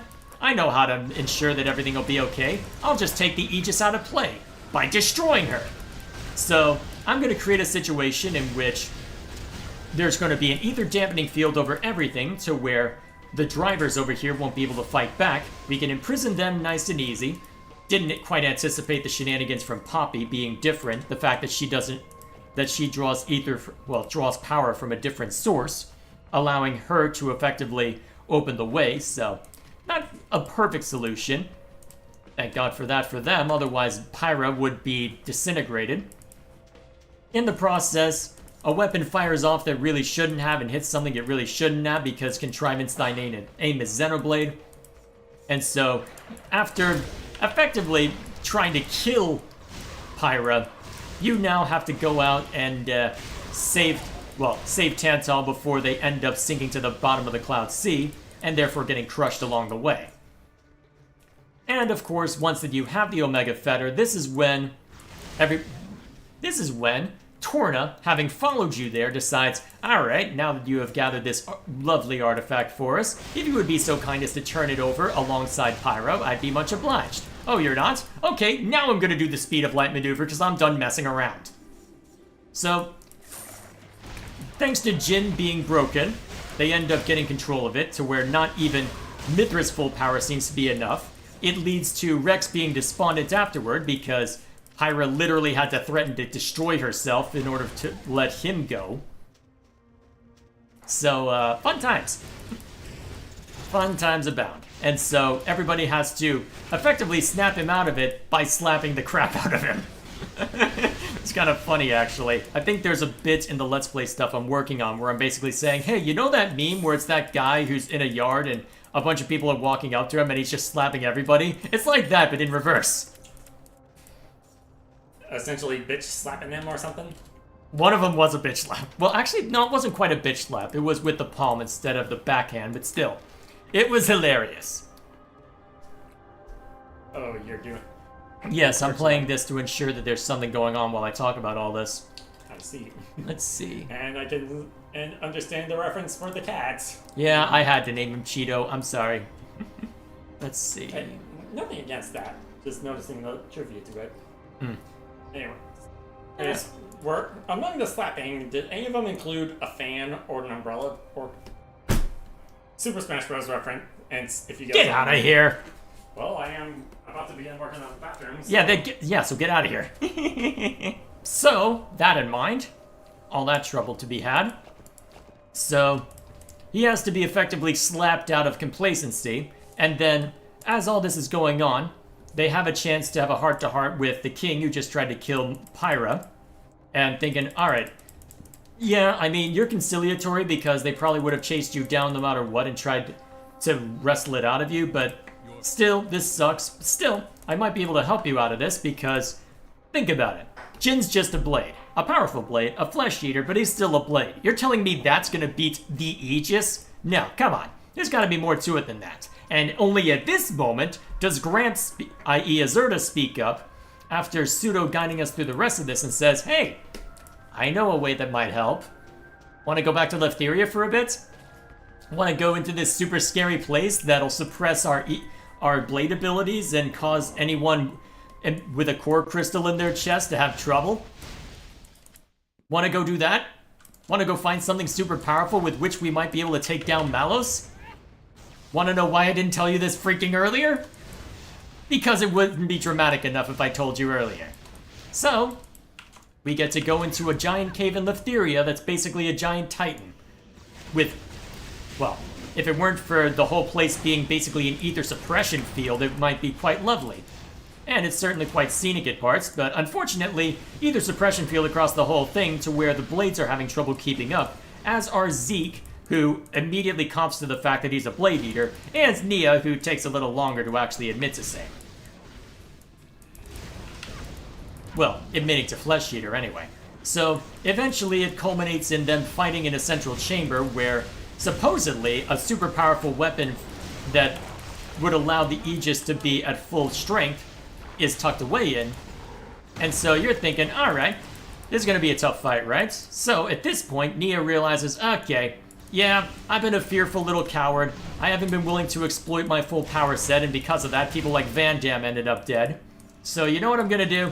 I'm gonna finally admit to it, and you know what? I'm gonna even take it a step further. I'm gonna confess to Rex, even though he's clearly had eyes on the Aegis for a while, and then he's just gonna say, I love you and all you guys, and that's clearly gonna be interpreted positively, and people totally aren't gonna get jealous or anything like that. This is totally not gonna have any sort of problem at all whatsoever.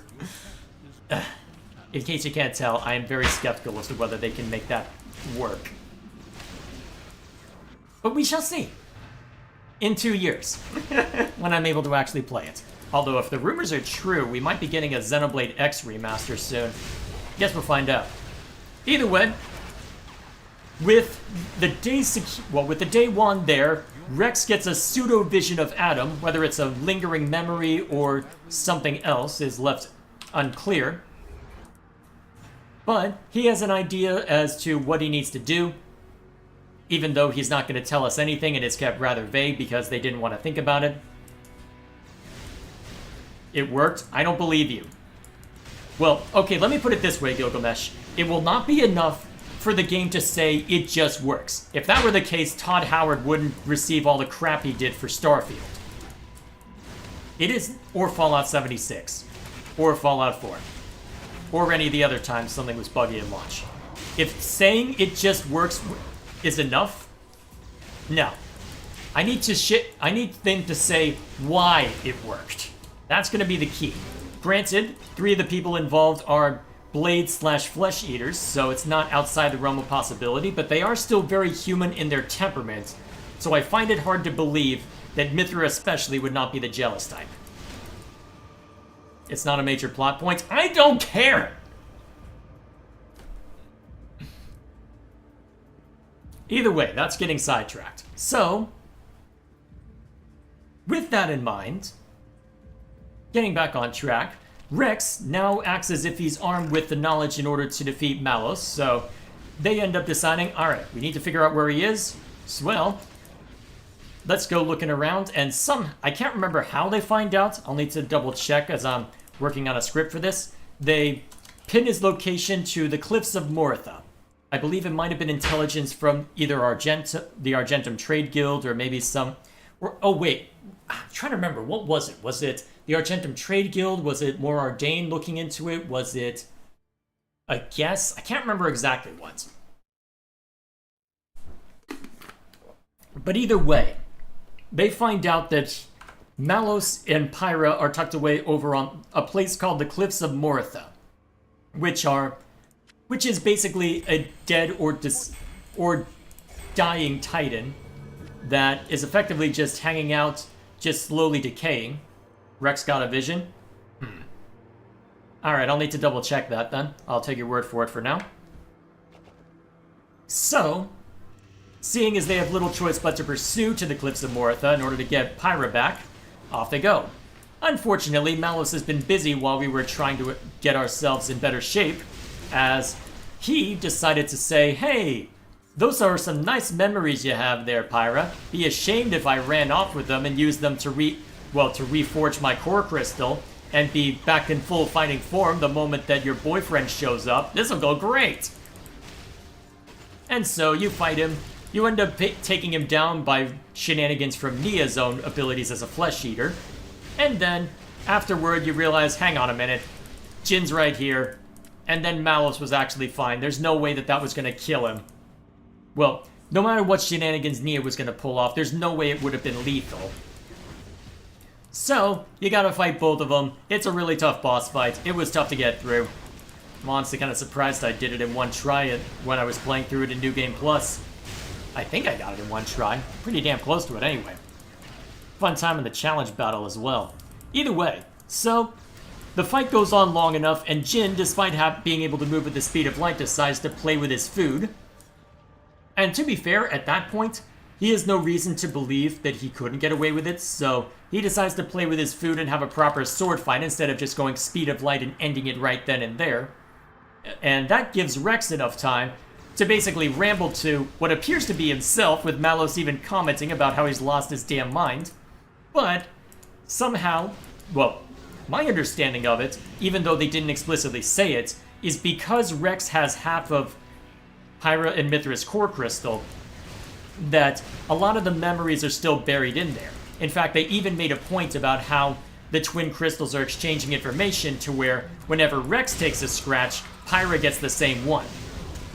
And so they effectively mirror injuries, and to some extent, the Aegis has been rendered immortal. As curious as a phrase as that might be. Is that the thing that you just mentioned about them taking mirror damage anything akin to the bond from Draken? Not quite that well, if one of them died, I don't know what would happen, brother. I know, but that's the extent of it as far as I know for Draken. But that's a side tangent. I need to get back on topic. I know. That just came to mind when I heard that. I don't know what would happen if one of them died. I do know that, well, I don't remember the bond in Draken hurting one of them explicitly. Yeah, it was. Is it a shared health bar? Yeah, basically, if one of them takes damage, the other feels it.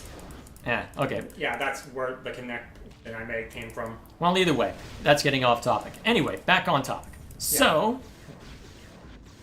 After I'm working on it. Yeah, across the hall, by the way. Anyway, so you end up in a situation where, okay, so by virtue of Rex being able to, well, by virtue of some of presumably at least some form of copy of Pyra's memories being embedded on the core crystal on Rex's chest, Pyra and Mithra are still recoverable to an extent, and are able to come out in what is the, quote, true form of the Aegis, which, depending on whether you're trying to avoid spoilers or not, is either called Numa or Coffee with Milk. Because of a silly line from Rex that, well, of course that was something he'd say. So by virtue of that, Numa's now, well, Pyra and Mithra are now at full strength, able to effectively rewrite the laws of physics as they go to where they can keep up with Jin. And by virtue of that, he ain't doing so hot. And so Malos gets desperate seeing that and thinks, okay, no, we're not playing this game. I had already had to deal with Ophion once already, so I'm just going to reprogram him. Well, I had already reprogrammed him, more to the point, so he's now working for me. So, insert Indeed meme here. And by virtue of that, so anyway, he started blasting. And so they end up blasting so hard that a chunk of the place falls away, and now everybody falls to their death, game over, and there's nothing more. We're done. Thank you all for watching. I'll see you all later. Okay, no, I'm joking. I know.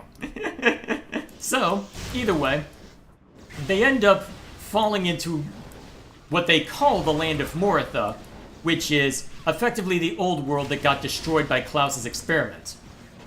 How they survived is left pseudo-ambiguous. There was a major updraft, according to Rex, with where they fell, without there being much in the way of a Cloud Sea by virtue of what Ophion was doing. So, thanks to that, they were able to survive, all of them, somehow, because we can't have them all dying yet because gameplay.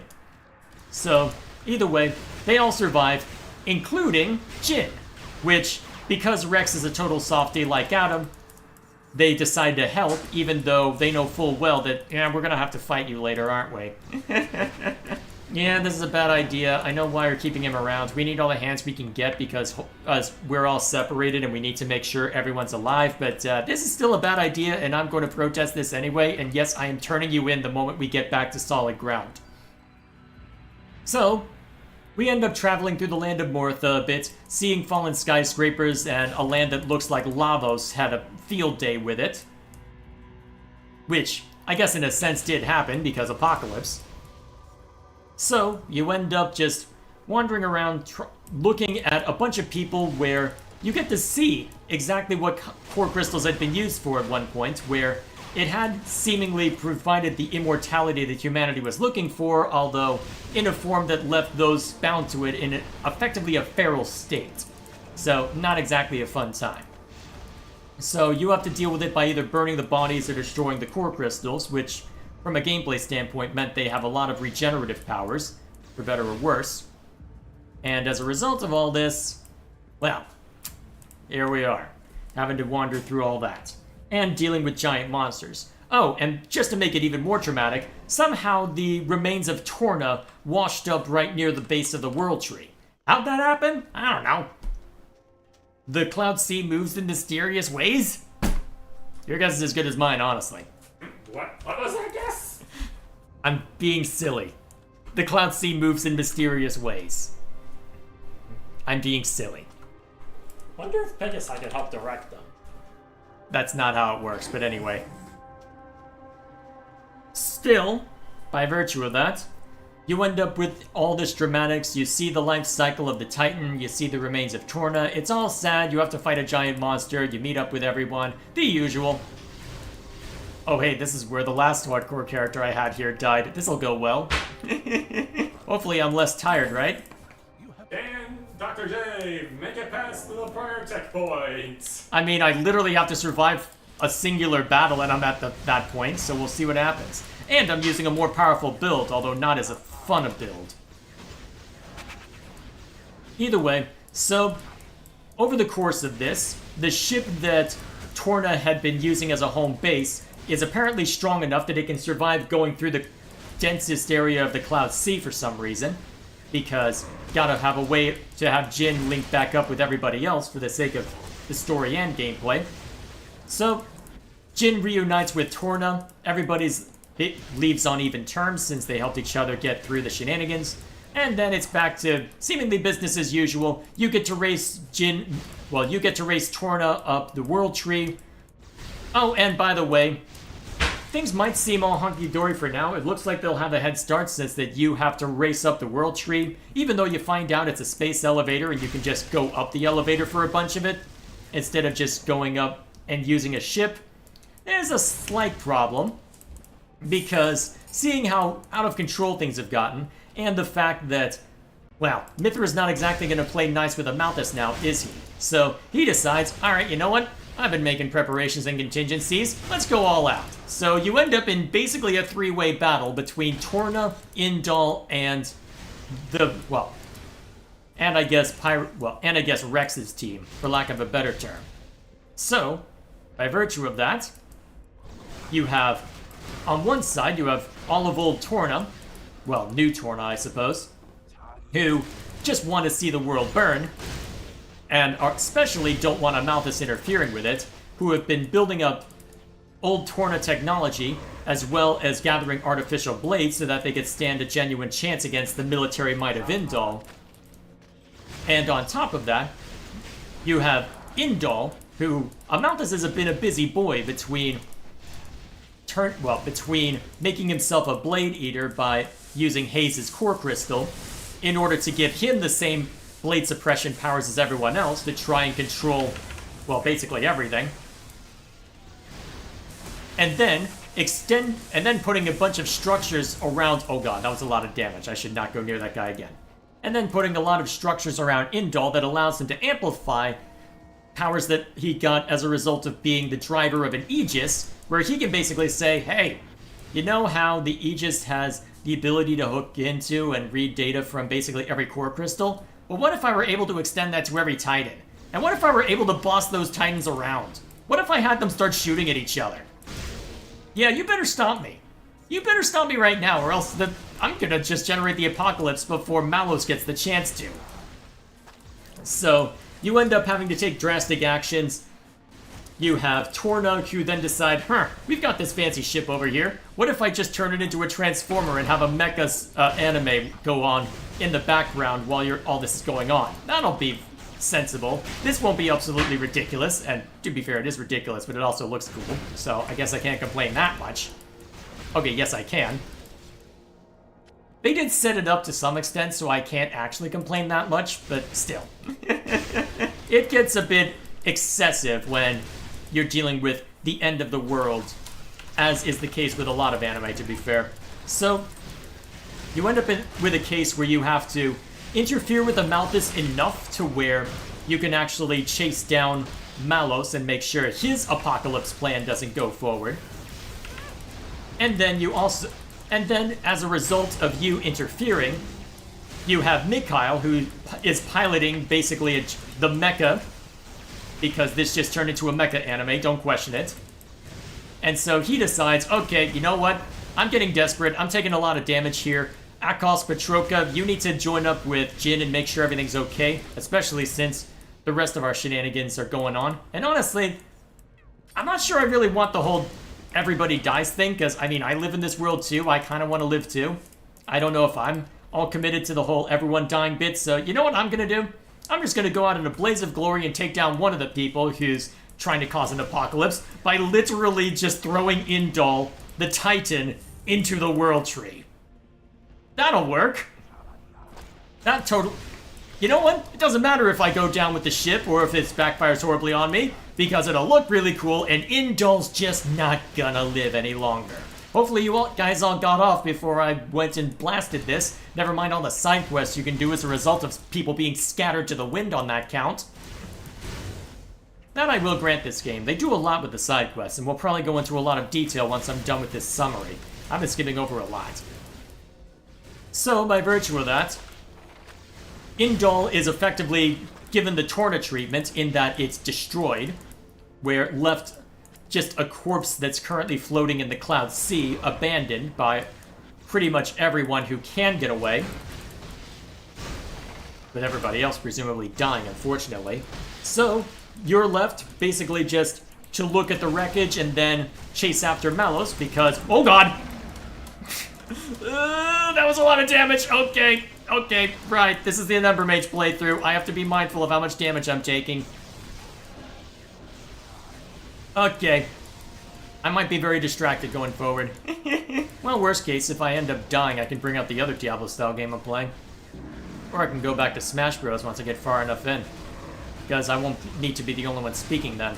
So, you're left at a point where, alright, we can just go after Amalthus, right? But wait, nope. Jin is blocking the way, Malos is heading up to where Klaus is tucked away, and, well, the Architect as far as they know. And by virtue of that, you gotta go take down Jin one last time. So you bring him back down, and of course, because we aren't done being dramatic yet, Amalthus shows up. Because he has apparently escaped oblivion on Indal, and has decided, you know how I could be a Blade Eater for just, well, for Hayes' core crystal? Well, what if I was a Blade Eater for a bunch of core crystals? Never mind how much of an abominable weirdo I look like, never mind how I look very little, well, how I share a striking resemblance to the monsters in the land of Mortha. Never mind all that. You gotta fight me now. And also I got all these powers from the fact that I've got all these core crystals embedded in me now, so this will go well. So, you fight him, shenanigans ensue. Basically, all of Torna that's present there die trying to take him down, including Jin, and Akos, and Petroka. Basically, everyone that's left that isn't Malos is now, from Torna is now dead. And you're left to basically head up to the world, well, head up to Elysium, realize it's basically just a dry wreck, having little recourse but to go find Klaus, get shown visions of possible futures if someone decided to be, well, if someone had decided to take a very different response to everything that had happened. And, yeah, it's just not a pleasant time for you, and then you get all the answers about how the world began, and then before you can fully process it, oh look, Malice is trying to destroy the world, go stop him. Yay, we won! Oh wait, as this was going on, today we use our power to fell a god. Oh no, in the other world, Shulk just felled Zanza. And, well, felled Zanza, and Klaus is about to die. And the conduit, as far as Klaus understands, is probably going to disappear along with that. And we've inadvertently been drawing power from the conduit in order to make things work. The whole basically manipulating reality thing seems to be coming from the conduit to some extent. So that conduit just disappeared. We're in trouble. The orbital station we're on is about to plunge down to Earth and just destroy everything that's already there. The few things that are there now. Can we not? So, in order to survive, Pyra has to do a sacrifice play, effectively lying to Rex saying, okay, we need to go down here, and then we'll be good. Oh, wait, no, actually, I need to stay behind and blow this thing up. We established a while back that I can be separated from my core crystal for a while and still be fine, so I'm just going to give you this core crystal, set you up to where you can live without me, and then it'll be fine. You'll be fine. Everything's fine. I'm totally fine. I don't mind blowing myself up. Okay, let's blow myself up. Boom. Everything's done. She blows herself up and the orbital station.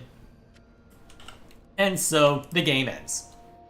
Of course, they have to have their happy ending so they can try a scenario in which Pyra and Mithra's bodies are separated and they're allowed to still be around. Because, to be fair, they did have her core crystal there, so it's not outside the realm of possibility, but I am sat there going, huh. I feel like I feel like that's a bit having your cake and eating it too, but never mind me. So, at that point though, since that there's nothing powering the orbital station anymore, the Cloud Sea also disperses, and the remaining Titans all gather around and effectively form a new landmass on the actual ocean instead of the Cloud Sea. And that, at that point, is where we leave the game, because at this point, the state we've left the game in is effectively saying, alright, we've done all this in order to effectively create a new Elysium, where we can all have enough landmass to where we don't have to be constantly fighting each other over this. I don't know whether their current Titan landmass is attached to any actual solid ground on Earth, or if there's something more to it than that. That isn't quite clear to me. I imagine it is not. It's probably treated as an island at this point, with the land of Moritha being somewhere that they could presumably explore to look for ancient technology, and presumably build themselves up as and when they're able.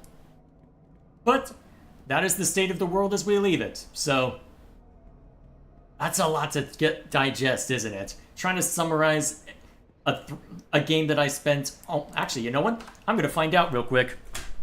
Let me pull up my Switch in handheld mode and I'll find out how many hours I poured into this damn game. Alright. 385 hours. Okay. Yep, that sounds about right. Oh wow, looking at the time I've thrown a Fire Emblem Engage, that's probably going to be exceeded. Damn. Oh man. Okay, yeah. So, I guess to make a long summary short, based on what I said back in... What was it? Because eventually, once the Let's Play stuff is done, you'll get a brief overview of what I think of the story overall. So I'm reticent to repeat too much here, even if that summary is a year or two away. At the pace I'm getting through Let's Play stuff. 385 hours seems small. It doesn't feel like it. I mean, that's over an hour a day for a year, so... Feels like a lot to me. Still, that is the state the world's left in. So, as far as my overall thoughts, gameplay-wise, I think what I settled on was calling it a 6 out of 10 because there's a lot of interesting ideas, but the UI does not do that game any favors. And because of how much variability there is with the gameplay components, it's a strange situation where effectively it's the same problem that Fire Emblem Three Houses had, funnily enough, where they give you so many options to customize that they then leave it at a... Well, they then create a situation where they have to generalize the gameplay enough to where there are enough viable options to where it can be hard to tell in the moment, is this game actually balanced, or have I just not found the correct solution yet? Or is there some optimal solution that I just haven't been able to reach thanks to the gacha system, or something to that effect? So I think I settled on about a 6 for the gameplay component. For the story component, I landed at about an 8, because for the most part, the story works, even though there is a lot of silliness with respect to power leveling. Power scaling, I think, is the term people use for it. And the fact that if Jin really wanted to end the game before it began, he could have. And that alone makes me wonder about it. Still, the world building that we will likely get into, especially once I jump into Discord and open it up for a more broader discussion, for lack of a better word, I suspect that'll end up having an influence on things as well, because there is a lot of interesting world building that you could get out of it, because in a lot of media, it's very tempting to have the Empire just be the ontologically evil faction, but they end up playing an important role in both the Torna DLC as well as within the main game, and end up not being ontologically evil due to the whole limited landmass thing and their own Titan being and due to the fact that their own Titan is slowly dying, they are having to worry about the fact that, hey, our people gotta go somewhere, we gotta make food somehow, so our best bet, take over this place, I guess, make sure that we've got enough resources. So there is a lot of interesting stuff that can arise from all that, so either way, interesting stuff to look at and think about. So the world building buoys it up. If it were just the main story alone, it would probably be closer to a 7 thanks to the glaring errors I mentioned. But otherwise, I'd give it an 8. The world building buoys it up considerably. So that in mind, I think I'm gonna head back over to Smash Bros. Given the circumstances, because I think at this point, unless we want to, let's not worry about that yet. I think since that I'm not going to be the only one talking this time, I think I can turn it over back to Smash Bros. So, give me a second to set that up. Did I hit the wrong button? There we go. Alright, give me a sec. Turn it back over to Smashy Bros. Alright, we'll set it to -10, which I think will be good enough. I might need to readjust audio volumes and whatnot, and it'll be a little wonky for me by virtue of the fact that I'm gonna have to, I'll be very curious to see if I can properly balance the Discord audio as opposed to the rest. So, give me a second and we'll see if that works. Might take a little bit to get this right. Hello! Hello! I need to turn you up. Or I need to turn this, as is tradition. I need to turn myself up. Is that better? Well, here's what I'll do. Actually, I can just... Well, let me turn my speakers back to normal. I turned mine down a little bit so I could better focus. Alright, so that's where I am. I'll set... By the way, I have the Xeno series wiki open, so if you have any questions, I can look stuff up in there. Alrighty. Let's see. Say something again? Hello! Alright, so you're probably louder than me at this point. Let's see, that should work about for that. Oh, hi, Lou! Hello. I was actually debating a few days earlier to post this in the Xenoblade Discord. Xenoblade Reddit, I did not. Probably for the best. I was already a rambling mess, even with an outline. There's a reason I script everything out for the review channel. Makes sense. One thing I'd like to tell you about the Conduit is, one, if you go into its lore, let me just pull this up quick. Alright, here's the actual lore, huh? Granted, the game stands on its own without it, but still. Well, the reason the Conduit doesn't really show up is it's not super relevant to the main plot. It's basically, it's more so... The Conduit in the Japanese, it's actually called Gate. It's called the Zohar in the game's files. The conduit is the same name as... Can you spell that again? I need to look this up. Give me a sec. Wasn't it Zohar? I believe they've mentioned it once before. Z... Smash Bros. Is playing One Ringed Angel. How perfect. Let me just... Not that.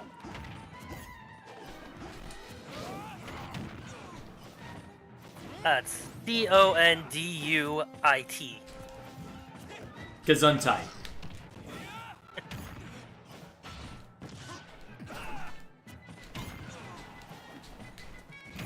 So yeah, Conduit is the catalyst for many events in the Xenoblade Chronicles series. It is a mysterious source of energy. It is shaped of a monolith.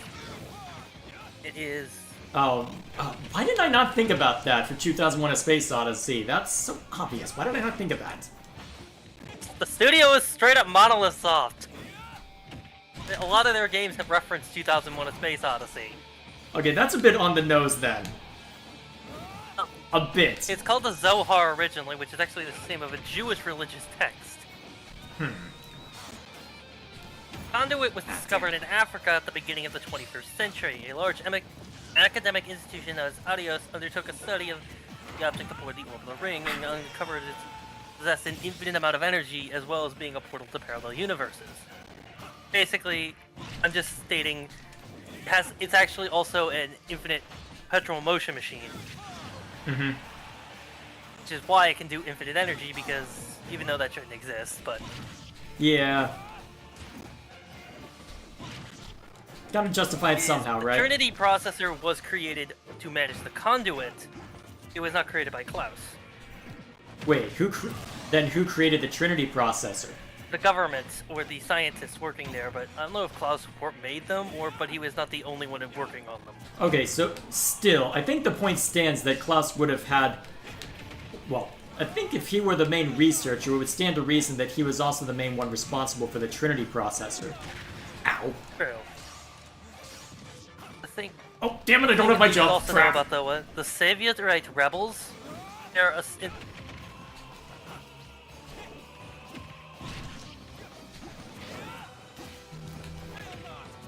Okay, next question. How much of this is in the actual game? That's probably a similar origin. This is a thing in Xeno that things that are very similar are usually references to a previous series. Yeah, I think you mentioned that... What was it? Cosmos and Telos are basically extended Xenogears references? Now, Saga. Well, still. They can't do Xenogears because Square. Yeah. Because Square Enix is an answer to a lot of things. Why was Kingdom Hearts on PC for 3 years but confined to Epic Games Store? Because Square. Yes. Anyway. Still debating whether I even want to bother with that series. Oh. Well, if you do, boy, it's a fun nonsense, but it is still nonsense. I feel like I'd either love it or hate it, depending on how well it actually works. Well... I feel like there's a but it also is something that is known for being convoluted. Convoluted I can manage. I was able to understand Chrono Cross up to the end. Oh, damn it. That's getting... Alright, that's curtains for me. I was able to understand Chrono Cross up to to the end, but at which point it got a little too complicated with its time was a travel. guest artist on Xenoblade 2. He did the Torna designs. Yep. As you can tell. Yes. I kept Jin is basically Sephiroth's younger brother. I was more thinking about how Petroka is literally just the abridged version of Tifa. Evil Tifa. Yes. Literally evil Tifa. I mean, In look fact, at her. It has Cloud's Japanese VA. They share the same Japanese voice actor. Of course. Anyway, another thing I'd like to point out is that as it's worded in the Japanese version, as far as I'm aware, it's basically Antos disappeared basically it's more implied that he disappeared during the space-time transition, but it doesn't really change much either way. Okay, so it might have been more translation error. Yeah, it's like Usually when it gets translations, there's more stuff that's kind of already vague in the Japanese script that's not entirely clear. Ah, So it'd be easy to miss. fair enough. Because here's the thing, there's not most of the stuff like the Aegis is the Holy Grail in Japanese. Really? Yeah, They do. I mean, It I is disagree something- with using something- Aegis as a name, because the original Aegis from Myth is a shield, but never mind that. So it's more like special treasure. The Just say that. Pyra's Japanese name is Homura, which is Japanese for fire. Alright, that makes For sense. flame. Mithra is Hikaru. Oh god, he's actually edgeguarding a Byleth. Get out of here. The Mithra's is a Hikari, which literally just translates to Damn light. it. Translates to what? Light, Hikari. Oh, okay. That makes sense. Romark is actually named after the white tiger of Chinese mythology in Japan. That's unsurprising. And Doria is Saki. Who? Oh, Tora. Is no Pandoria. Oh, Where's Get her that name come? changed. I don't know where Saki is. I just know it's a Japanese name. Also, there's a reference that I want to make, but that's not important until much later. Of course. Anyway, thoughts on the whole Bana's father being into the massive illegal trade with Moradane issues. I'm just surprised that I missed the insurance fraud part when I first played it. That's hilarious. Bana is just it's a reference to the character from the original game, Yep, as I can guess. Oh, you went and too he's far also for that, Fox. well, the Bana in Xenoblade 1 was massive into drug trade. All in Xenoblade 2 is more of the war profiteering. Well, I mean, you get what you get, right? To be fair, actually, I'm trying to remember if he did do anything with red pollen orbs, and I'm drawing a blank. I don't think so. I don't remember. If there was a red pollen request, it would have been memed to death in the community. That is true. It would be well remembered, and people would Because, mod in like, the tragic dramatic decisions music in just. Xenoblade 1. Yeah, and people would mod in tragic decisions for any fight that happens. Yeah. Tragic decision. I think that was done because they just wanted to. It makes the fight. It makes that side quest memorable. Yeah, I should make a highlight. Well, I was tempted to make a highlight clip out of me running into tragic decisions on the Bana fight because I think because I was playing it weekly. You did. Huh? I thought you did do one. Well, I had a moment where I said it's the stupid music again when I was doing Let's Play content because I had missed the part where Bana shows up in Future Redeemed, or whichever one. He does show up in Future Or is it Connected. Future Redeemed or Future Connected? Redeemed is the one for Xenoblade 3. Okay, Future Connected then. I know. The one it's for the- Xenoblade 1. He had shown up for that, and I had missed it while streaming it. Oh, don't you stupid fox, come here.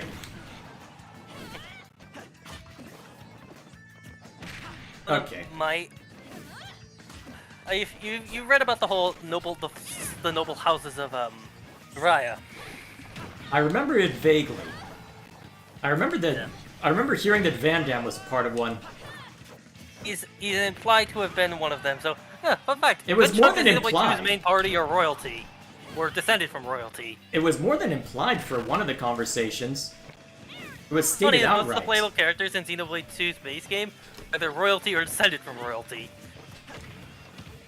Actually, yeah, that is true. Oh man, he actually got the jab locked down. Nia being sort of a pseudo-noble, Orag being the cousin of the Emperor, Zeke being a prince. Rex may or may not be descended from Adam. Probably is. It would make sense Probably, if but he they were. never outright state. I Yeah. think they wanted to leave that somewhat vague. Which is fine there. It's like, Yeah. it's Shouldn't one of tell us those- everything. Leave some mystique. Yeah. You don't want a solo problem. Yeah, we didn't need to know that. Yeah, and there are like divine punishment.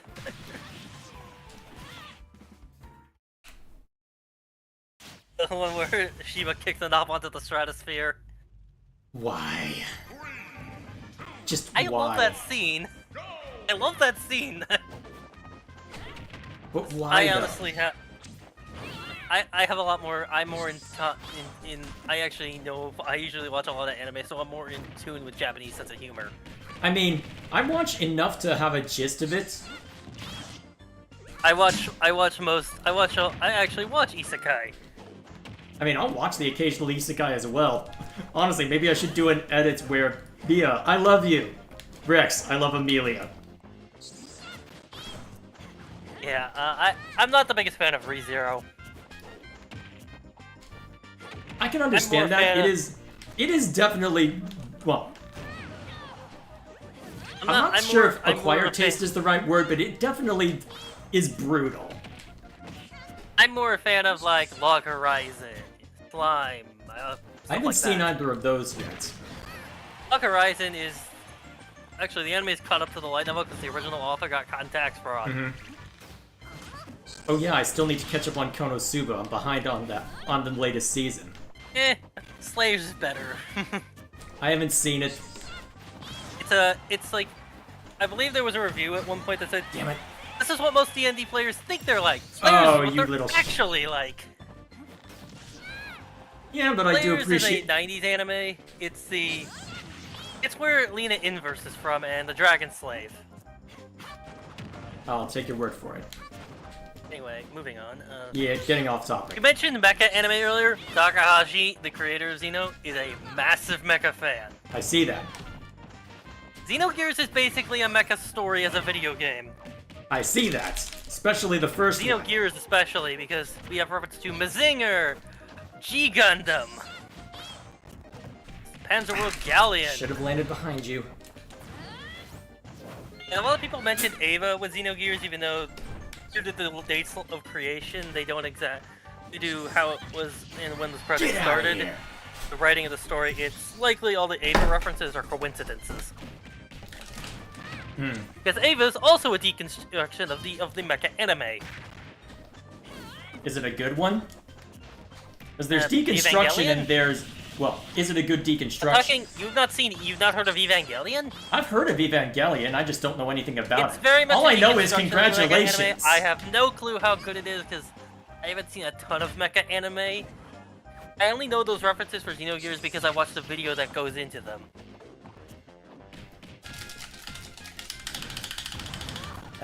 Anyway, as for the references to Ava, whether or not Ava's good, I can't tell you because honestly, I'm not sure.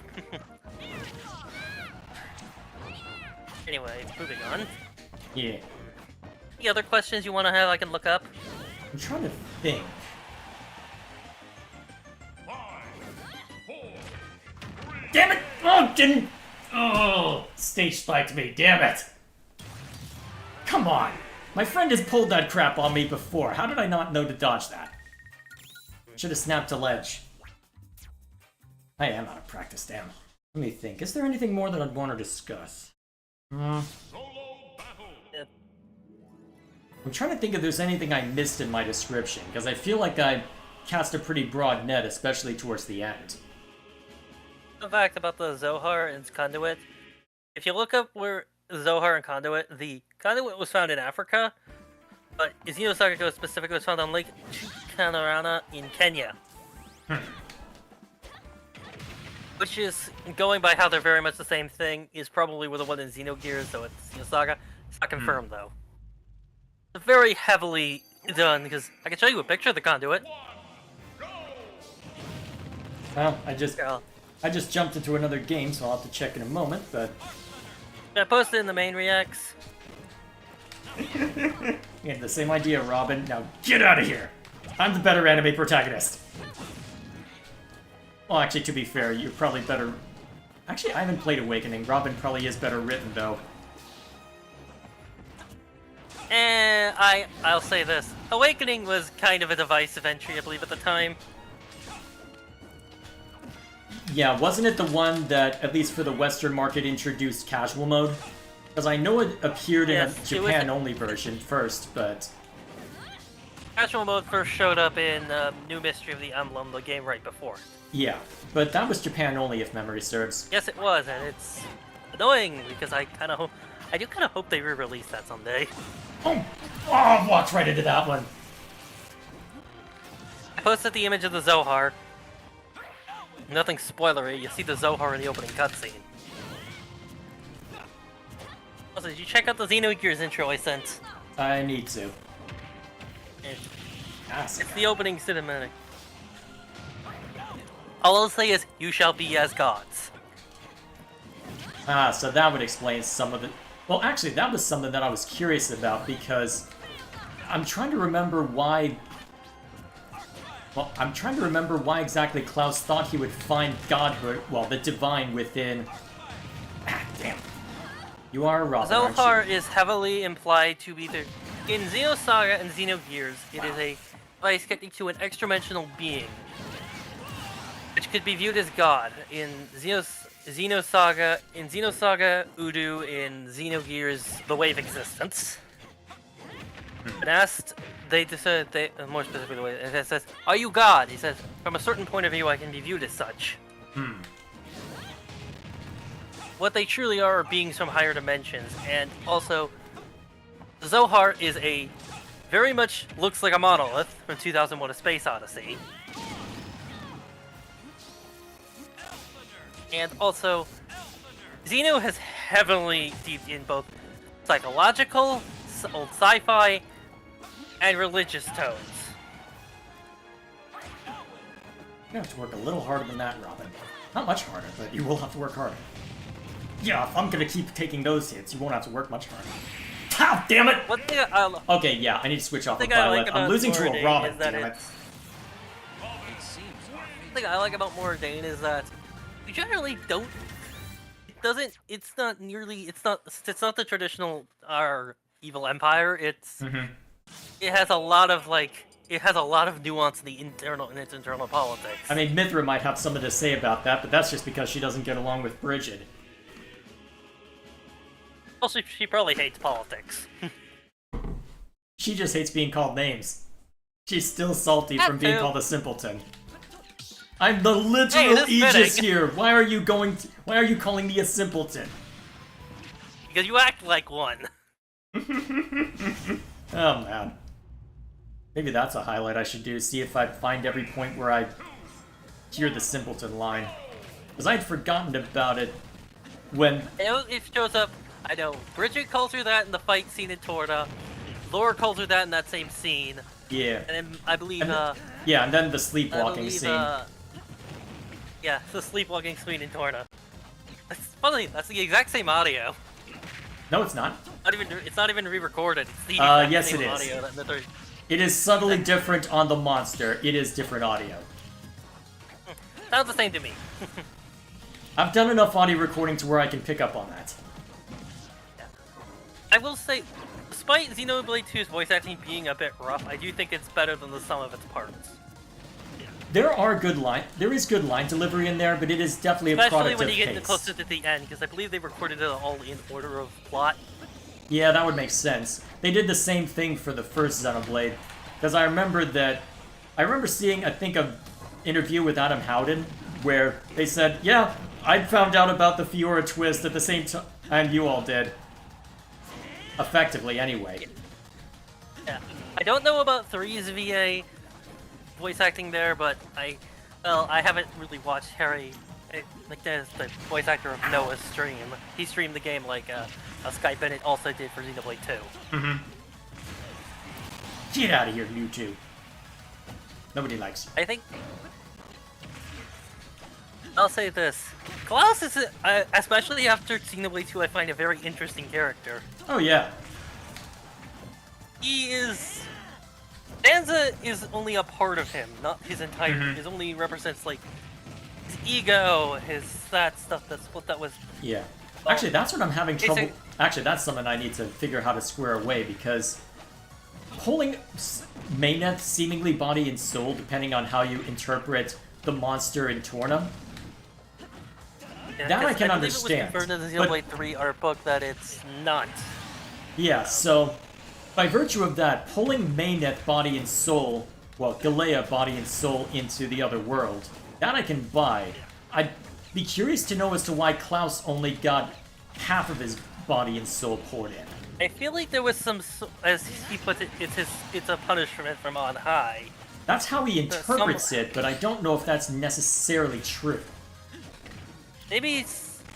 We 'Cause don't would the know conduit exactly. nec- I don't think he even fully understands, because... Yeah, because There would is the sort of conduit a- necessarily care if we're treating it as effectively a divine being, given its power? Would it necessarily care? It would just Maybe it see our does, tampering maybe and it be doesn't. amused if nothing else. It's more likely to be indifferent based on how it's been described.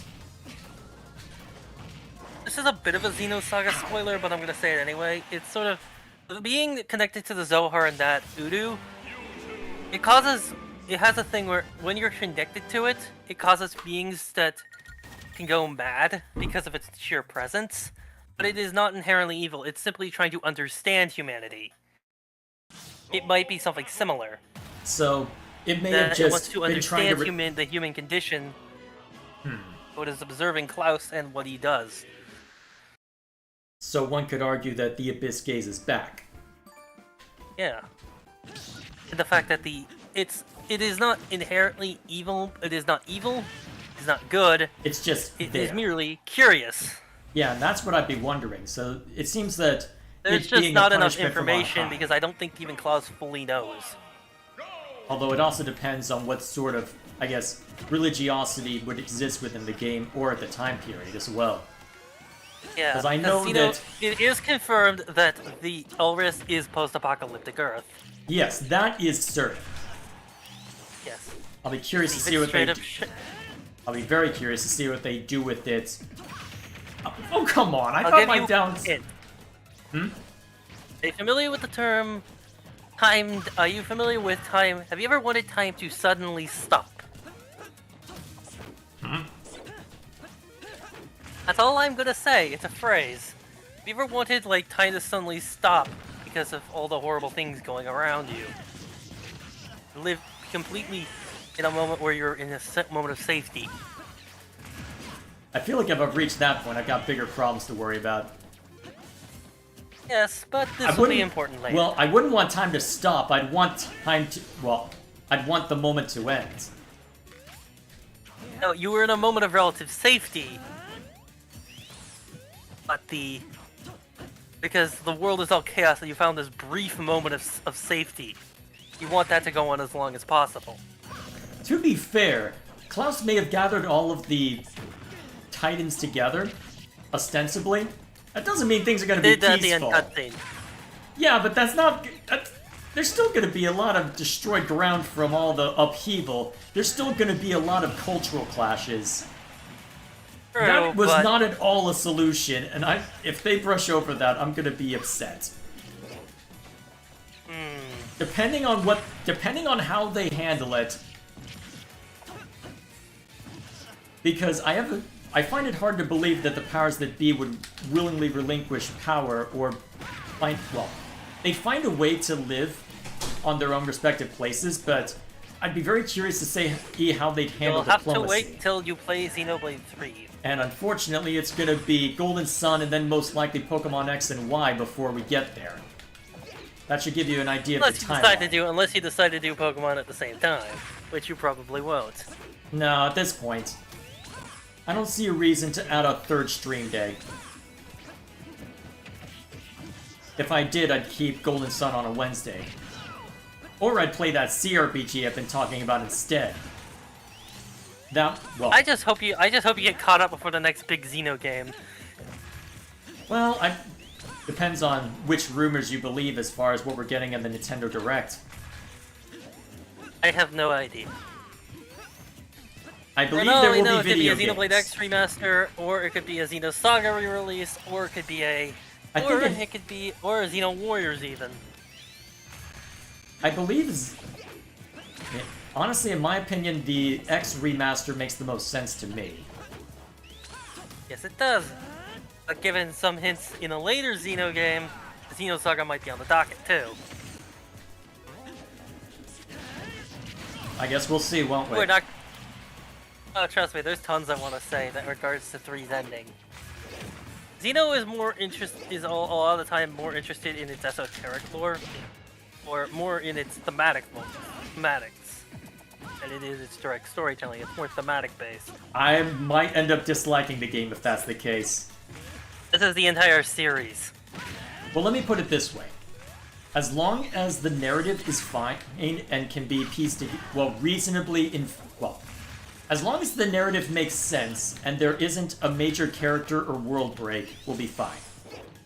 This is anime, though, so I'm not discounting the possibility. Yeah. Honestly, Alright. I prefer to judge stories more on their thematic weight than their pure logic based. Well, I think we're not necessarily Honestly, I can operating take a with... story that doesn't make sense if it resonates with me from a thematic standpoint. Well, that's the thing, though, is that the thematics only work if the underlying structure makes sense. I disagree. I personally think that if the thematic weight holds a ton, I can forgive it. But where does that It's thematic amazing. weight come from? From the themes, the characters, the actual heart of the story. Exactly, the How the actual part of the story. The theme has to be reinforced by what's said. It has to make sense in context. There needs theme to, does make there needs to sense. be at Though- least enough working within the story for a theme to shine. Because Xenoblade 1 is about events. Hey, I'll put it. Here's something. Xenoblade 1 is about the future. Xenoblade 2 is about the past, and Xenoblade 3 is about the present. I guess we'll see how that plays out then.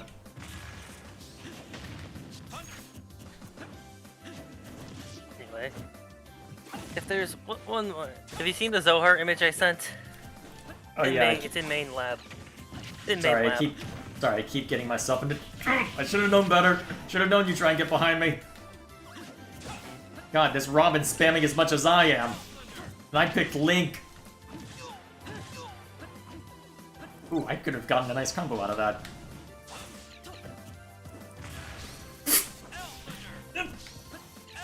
No.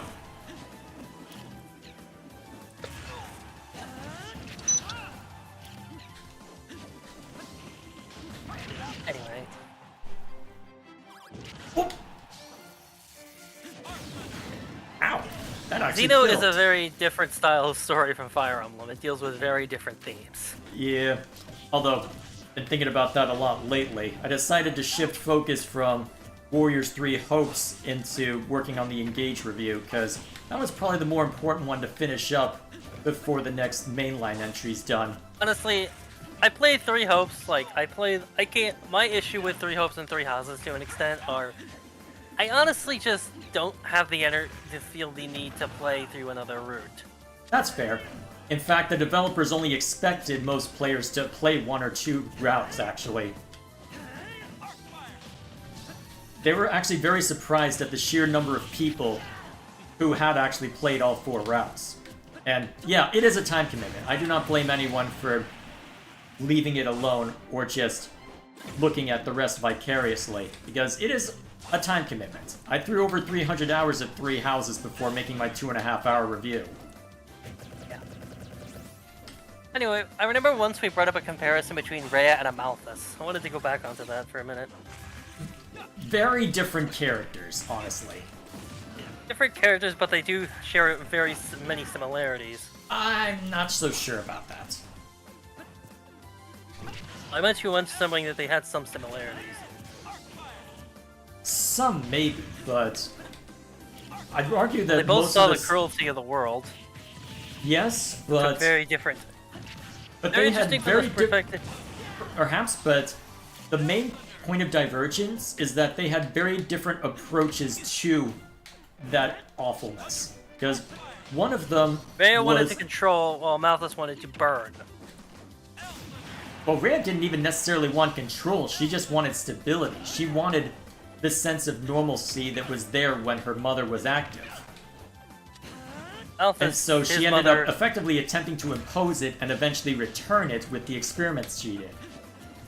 And so... Amalthus, so Ow. they're interesting in how people deal with trauma. Because The they fact do that have the fact that different both of people- them live long lives in support of similarities, but... They're both Yep. heads of churches, basically. Effectively, yeah.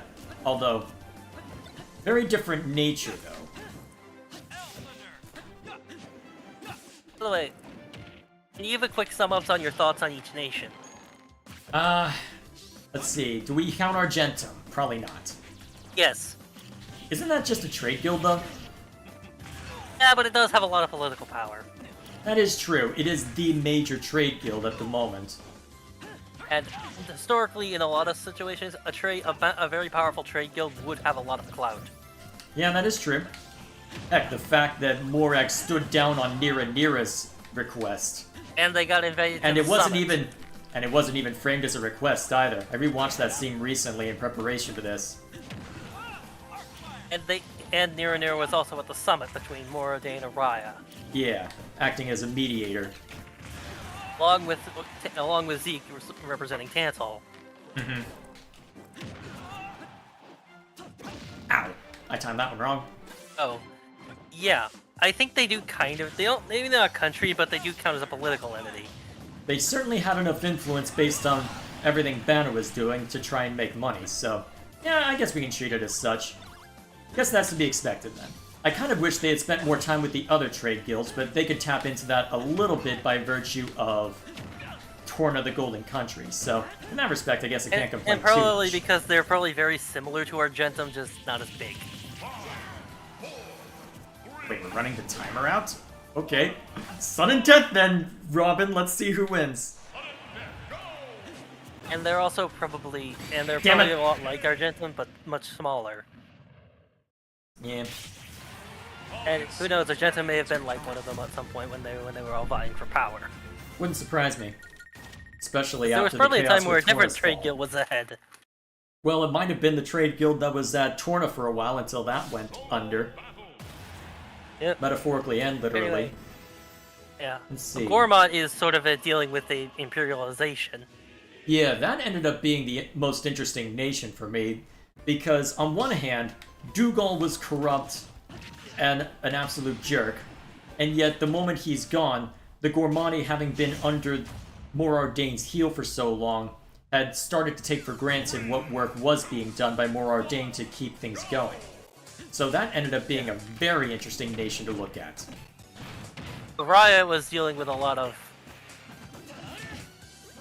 Araya, I wish we had focused more on, because I'd be curious to know how their mercenary culture developed. They also have the royal houses. Yeah, I wish we had gotten to see more of that, because you end up with a very different approach in that case, because it seems that Morardane is very much the equivalent to the Roman Empire, with how they've structured their... well, with how they've seemingly The structured Roman Empire themselves. at some point in there, they have a senate, but they also have an emperor. Yeah, so probably probably late-stage Roman Republic in that case, more so, but still. And Tantal is very isolationist. Yeah, as we've seen. And they have all the reason to, because, well, they don't necessarily want the All secret about this has getting out. blackmail. Yeah, they don't want the secret getting out of, hey, this thing that we use as legitimacy for our rule, yeah, we don't want that being exposed. So, and that's the thing, you can play with all sorts of stuff like that because there's enough foundational work that's been done to justify it and explain it. And then there's... Letheria doesn't really count because they barely have anyone there. Which one? Letheria. Yeah, Letheria is just effectively... Nice place in the world. Oh my gosh, did you really just pull that maneuver on me, you silly Kirby? Wow, I was not prepared for that. Are you lag switching? What is this? What did he do? He did the suck and cuck.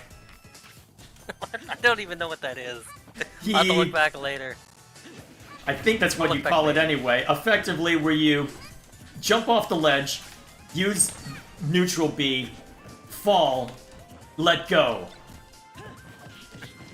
Although he's acting like an Anyway. AI now. I think the guy disconnected. I think he just wanted his kill and then moved on.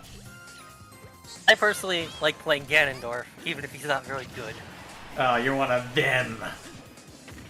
Ganondorf is not really good, but he is fun to play as. I will grant you that you underestimate him. He's annoying. He will drag you to hell. Yeah. If you're playing him...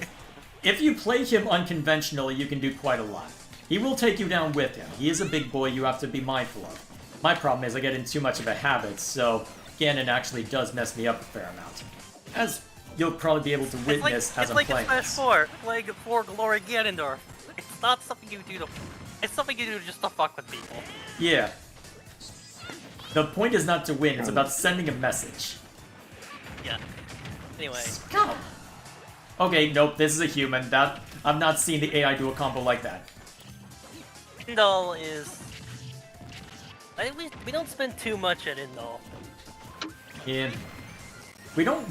well, I kind of wish we saw more of what the Indaline are like outside of Amalthus and a few... Well, and the select few in that circle. We do have them taking care of the refugee part. Yes, although... I'm trying to... Did they ever say what those refugees were fleeing from? They're actually still they're refugees from the Gormat Moradane War. They just haven't they have not decided to go back. They just decided not to go back because they're stubborn.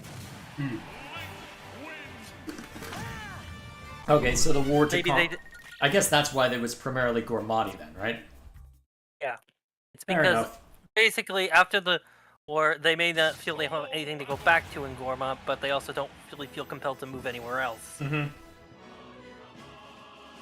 You find those people in war sometimes. Yeah.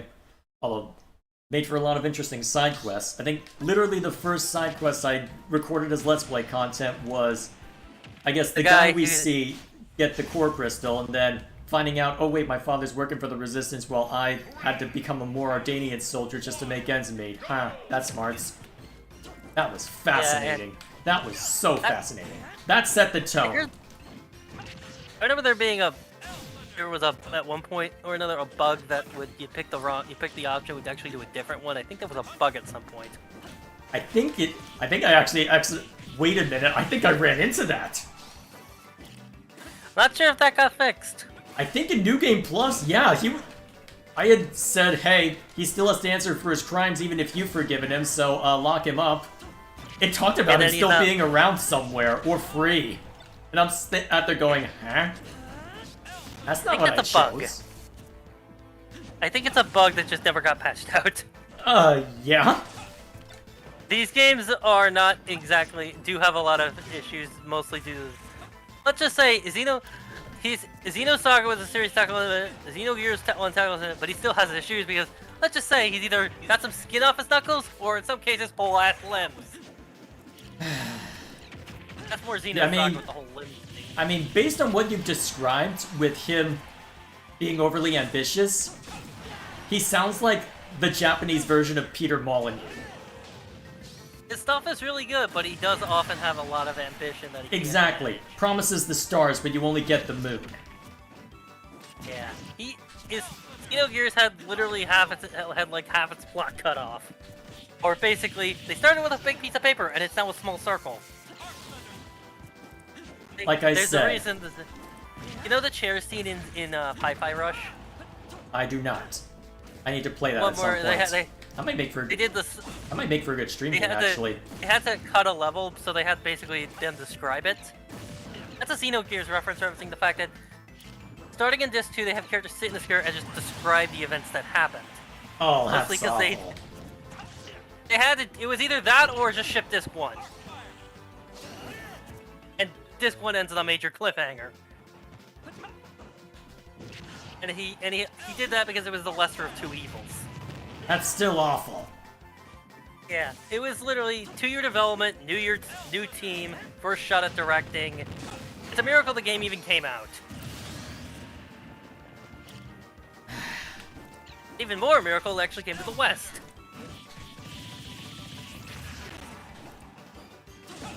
It's a good game. It just has a lot. It has a lot of like. It just has a lot of like. It has a lot of. But it's basically. It's a good show. It just has a lot of It has a lot of budgetary constraints. A lot of them is time and budget is the reason. A lot of things had to get cut. I have not fought up against a good Robin in a while. Ugh, stop it. Yeah.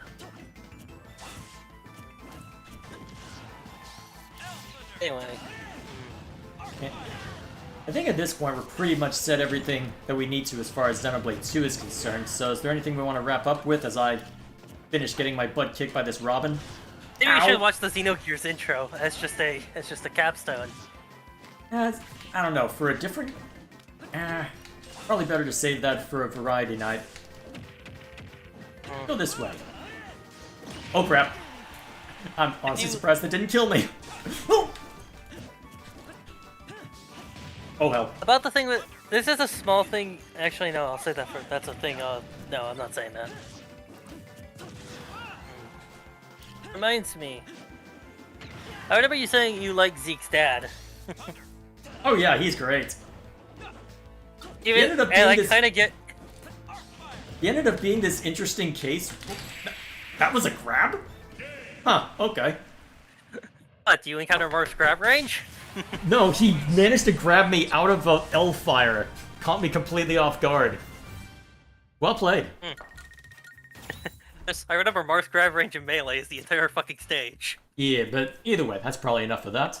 Okay, so. Yeah.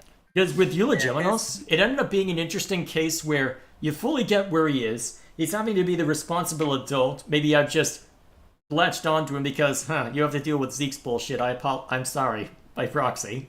And then you find out later that when he was young, he wasn't much better, as he also traveled the world and even moonlighted as a salvager for a while, with there even being a quest based on that. So it ends up being this interesting case of history repeating itself and giving an interesting look into where Zeke may end up, depending on the political state of Allrest. Also, I ship Zeke Pandoria. I think Pandoria does too, so... And I think Zeke is okay with it. I mean, he seemed pretty shocked at the end when Pandoria just grabbed him out of nowhere. Sure, but I don't think he was binding too much. Well, they were about to be distracted by something more, but never mind that. Anyway. Alright. Then there's Morak's relationship with her brother. Or technically cousin, but... Well, technically cousin, but close enough, I suppose. Technically Effectively- cousins, but they were raised as siblings. Yeah. Let's see. Oh yeah, I was supposed to look at Discord for something. Let's see. That's the Zohar. Okay. Interesting. It looks exactly like the Conduit with a slight difference in design. Yeah, effectively, instead of just glowing all the time, presumably because it's just throwing power out like mad. Yeah. In fact, That's it's probably only it in a more Zohar. neutral state. Yeah, in Xenosaga there was also a thing called Zohar emulators. There's like 12 of them. Are they the And Dragon Zohar Balls? they're basically this, but swap out the crystal for a Hebrew letter. Ah. So they're the Dragon Balls. Yeah, they're actually weaker than the Zohar. Exactly. Still incredibly powerful, but they are far weaker. And there's a plot point that you need all of them plus the original Zohar to do something. Yes, they are the Dragon Balls. Although this something is, well, it won't be revealed till Xenosaga Episode 3. Assuming that ever happens. So Xenosaga is 3 episodes. Hmm. Three games. Episode 2 is probably the weakest one because Takashi actually took a step back and let younger staff work on that. Hmm. And it got heavily in Xenosaga 1+2 for the DS, which is a combo of the two. It has a Xenosaga Episode 2 is the one that got a ton of rewriting. So basically, general plot beats, but the details are different. And it's like Xenosaga Episode 1's also there. Episode 1 is the one that is actually only has some minor changes. Very little was changed. But Xenosaga Episode 2 had a lot more changes. Mm-hmm. Mostly because I don't think he was happy with the way it turned out. Fair enough. Yeah, it's basically same general plot beats, but they're presented very differently. Mm-hmm. Although that's Japanese exclusive, so good luck with that. Fan translations exist. If I can find them for Fire Emblem, I'm sure Xeno won't be too much of a problem. Yeah, if you ever do Xenogears, there's actually a retranslation by fans, which is more in line with the original Japanese and Perfect Works. If you do play Xenogears, you have to read Perfect Works. It's basically required reading. Of course. It shows a lot of the cut content, it has the dev interviews that go clarify some things. Like in Xenogears, like, in the clarification, most of it is stuff that's already, as a fan base, already kind of figured out. But usually it's either a confirmation or slightly more detail on the subject. Like, certain things that it's like, Xenoblade X, I'll just say this, it ends on a massive cliffhanger. Really? Ends with the text, this story never truly ends. That's annoying. Yeah. And we still don't have a follow-up for that. Maybe Also, maybe that's the thing they'll Xenoblade announce at the Direct. Xenoblade X also had a ton of cut content. Is there any Xenoblade? Is there any Xeno game that doesn't have cut content, or more accurately, a ton of it? No. Xenoblade 3, I believe, has the least so far, but rather not right now. Xenoblade 3 had the least amount. Xenoblade 3, I believe, has the least amount, and Xenoblade 2 actually has one of the lesser amounts of cut content. That's actually kind of surprising, given how rushed it was. Xenoblade games. Actually, maybe that's why it had so little, because they couldn't afford to have cut content. Orno was originally cut content, but that got added as DLC. Well, yes, but basically, the outline for Torno was on his hard drive. Yeah. Xenoblade 1 has cut content, though. Xenosaga and Xenogears are the ones with the most. Because Xenogears literally, it basically had like half its plot axed off because of time. Yeah, one thing, Square had a 2-year development cycle at the time. Takahashi, this was his first game he directed. And it was an entirely fairly new team. Yeah, it's a miracle the game even got made. Welp. It's good, it's just, you have to understand, this is like a miracle this even came out. So it's one of those, when people cut it some slack, that's why. I suspect, also, there just was as fair warning, I tend to not be that merciful. Yeah, there was only also translation-wise, there was only ever one guy on the translation, and that script is dense. Yeah, that's gonna cause problems. It's a miracle it's even actually pretty decent. Yeah. Well, that's what's weird about it. It's better than the FF7 script.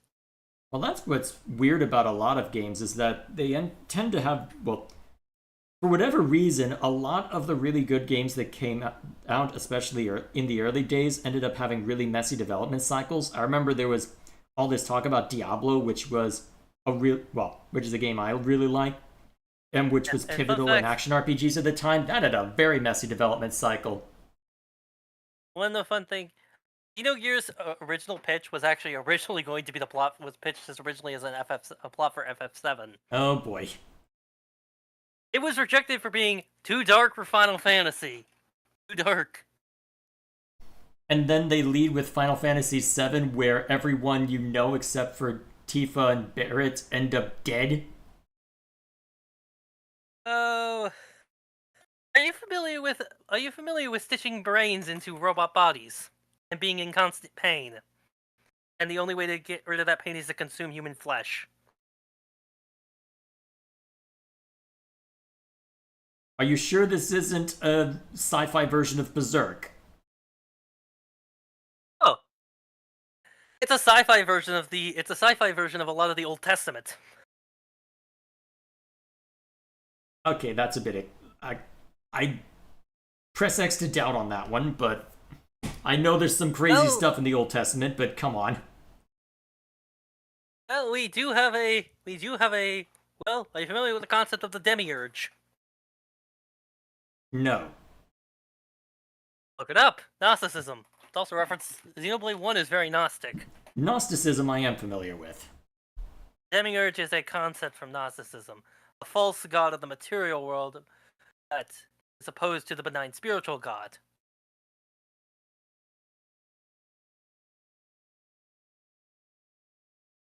Well, either way, we've been off in the weeds for Xenosaga for a while now, so I think we'll go ahead and moving back to Xenoblade. Here.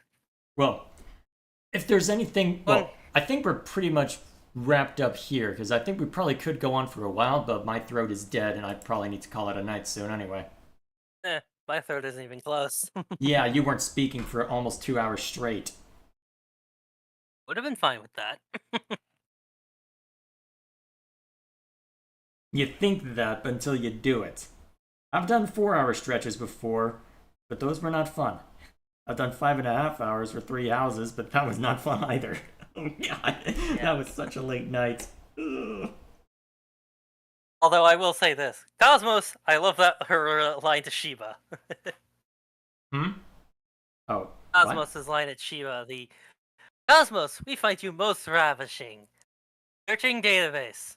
Rotor vision. Badass. Welp. It's the Cosmos and Shiba interaction that I you know. get in the I saw it. post-battle dialogue. I find that one is fun. Also, Cosmos by design is meant to sound very robotic and flat. Mm-hmm. That's partly design. It works. Telos I'm just is- sat there going, Well, she is. Well, in Xenosaga, she is just straight up an android. That's how they justify it. Fair enough. She's also a massive fucking weapon.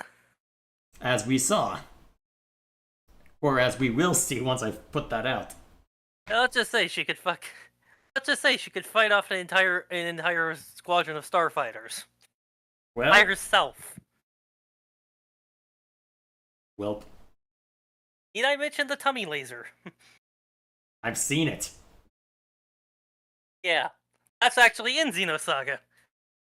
Okay then. I had It's a only feeling used it in the probably cutscene, was, though. but still. I'll just say this. Let's just say Anyway, Just say I'll this, say yeah. let's just say Cosmos, especially also. If you reference this, never mind. Anyway, I think that's it. Yeah, I think that's where we'll call it. We'll leave the rest a I will hanging say this. mystery until I can get time to I hope we. look at 3. I'll just say this. I hope we do a variety night soon. You really want me to watch that Xenosaga thing, don't you? Xenogears. I'm gonna keep mixing them up just to annoy you now, even if I can keep them straight. And I will keep correcting you, and I will also be. And I will. If you keep doing that, I will make you commit. I will make you commit heresy at some point. See, you're even framing it as committing heresy, so I've won the language. Well, I've won the battle with Oh, in regard that to case, the language. it's Chuckles. See, you Well, already well, had you to can- pivot. You've already had to describe it as heresy. I'm just using your words. Exactly. You're on my turf now.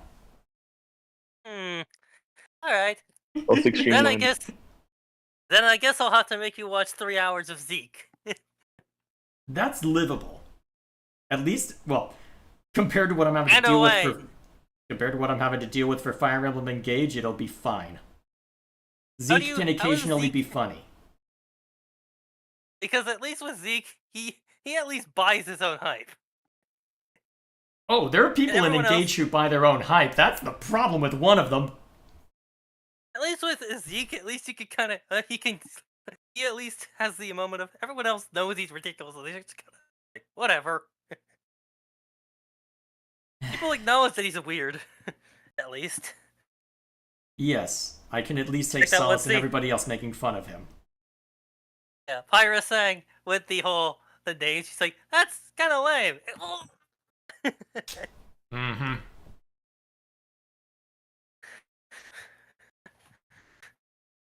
Yeah, and Dory also likes picking on him too. Well, if you make such an easy target, why wouldn't you? Zeke also, although Zeke is also pretty damn good at making zingers too, but that's beside the point. Yeah, much to Morak's chagrin. Just because Zeke is a massive dork, it does not mean he's not dumb. He's a dork. And of course, Morak's. Honestly, it's a perfect comedic dynamic within the group. I will grant you that, because you have the Morag is straight the man straight- with Morag.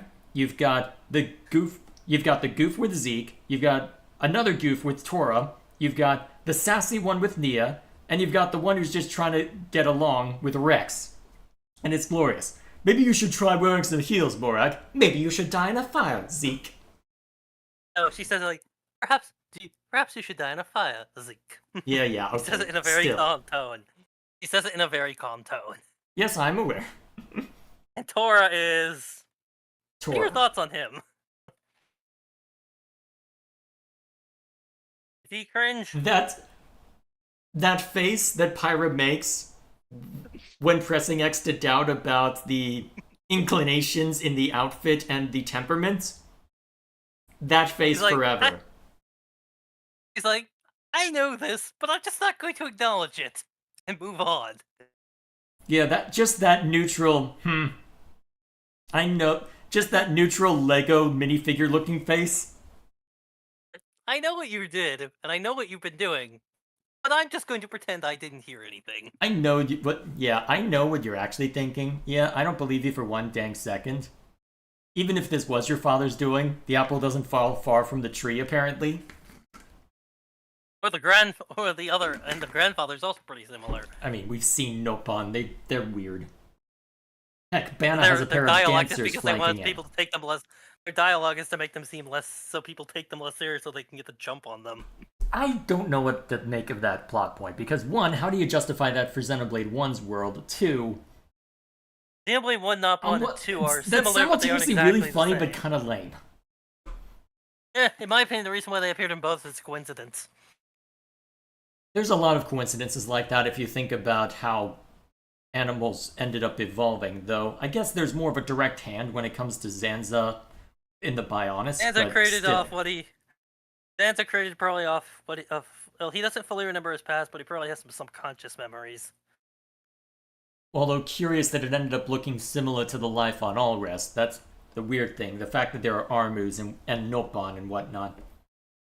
Yeah. Unless it's some subconscious hit from Klaus, which I doubt. Otherwise, that opens up a can of worms that the games are not prepared to answer for. Yeah, and then... I like Poppy. Yeah, Poppy's amusing. He's very childlike. Mm-hmm. When she was looking to punch Rex, She goes... It Give looks like just she's the about to little punch her, tap. and thunk, thunk. Yeah, I need to clip that out. I need to clip out that entire scene and just title it, When a Shonen Protagonist is slightly inconvenienced. Also reminds me of the scene where Zeke with the Korra and Mithra one, where Zeke's like, no, putting the Zekinator in there will just exacerbate the situation. I'm trying to think, was that the whole girl talk thing? Yes. That whole scene was bizarre.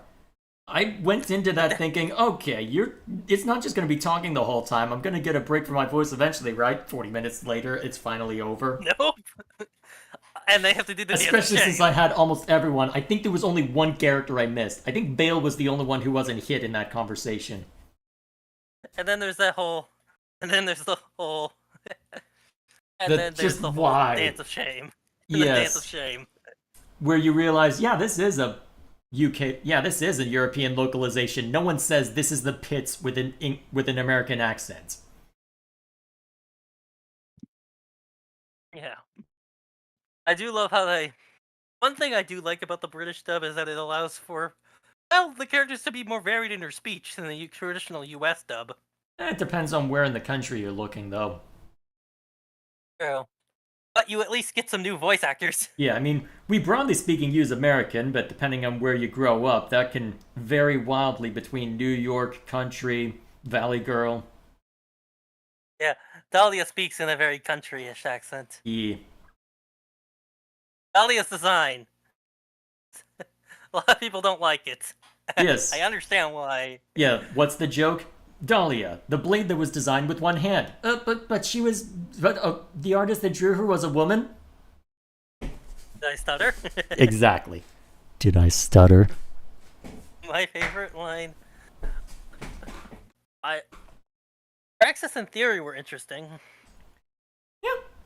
That was a curious thread to follow. Taps well into the world building for the Blades as a whole.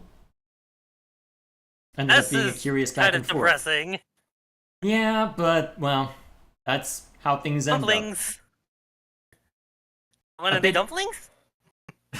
No, they're called jelly donuts. No, I thought they were onigiri. They are onigiri, but they're jelly donuts. They call them onigiri in 3. They call them jelly donuts in Pokemon, so. Oh, only in the West, though. Mm-hmm. Just.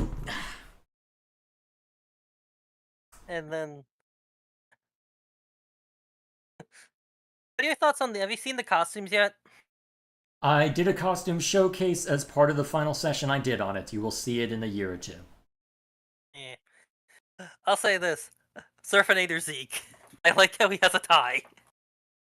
I didn't even process that. Huh. He has a tie. I was more focused on the general color schemes. One thing I like is that he heard that Pandoria wanted to date, and then he's like, okay, I'll just wear a tie. For my swimsuit. Welp. That's a headcanon I heard once. I could see it. It is labeled Beach Date Pandoria, so. Welp. I will say, I do like a lot of the colors they got. Not all of them appealed. Because Yeah. the color variant for Poppy Cutie Pie was a bit too neon for my liking. I'm trying to think Was of it what the else. green-haired one? Yeah, the Tora ones were just weird. Punk-faced Tora. Punk's Tora. Just why? And Panda don't even get Tora. me started on Best Girl fan. Why? Alright, I'll be quieter. Anyway.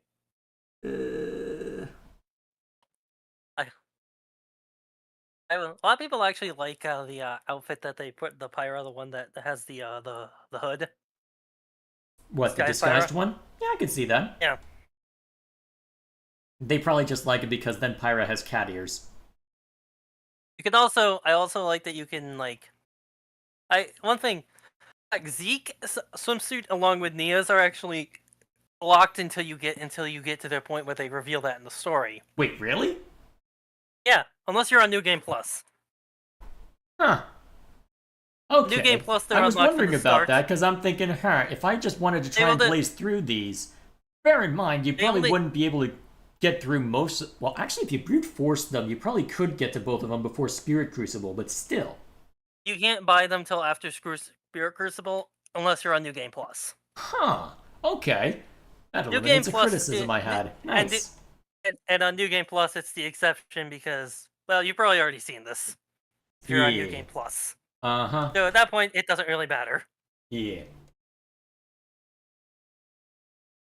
By the way, Cloud Sing King Rex is also a reference to that unique monster. Hmm.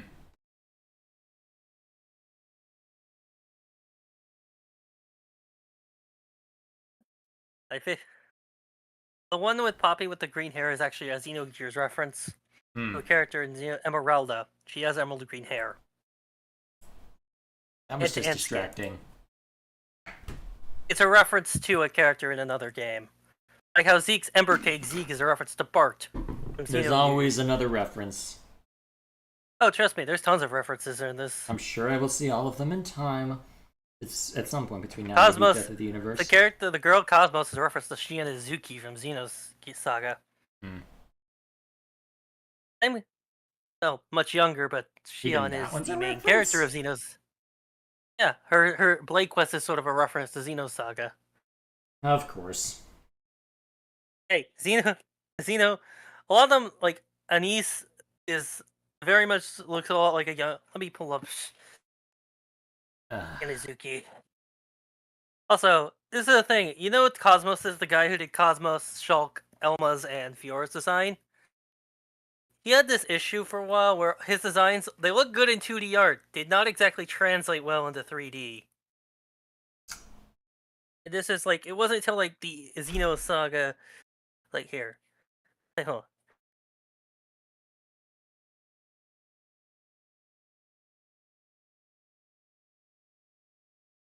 Yeah, that doesn't translate well. Although the low poly count probably doesn't help. Wrong image. I posted it twice. Trying Good to get job. trying to get the 2D art.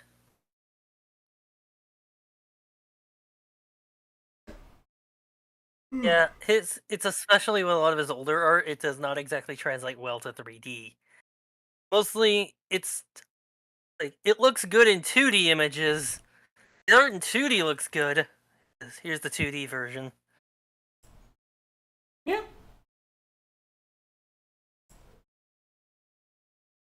Let's just say his art has big ol' anime eyes.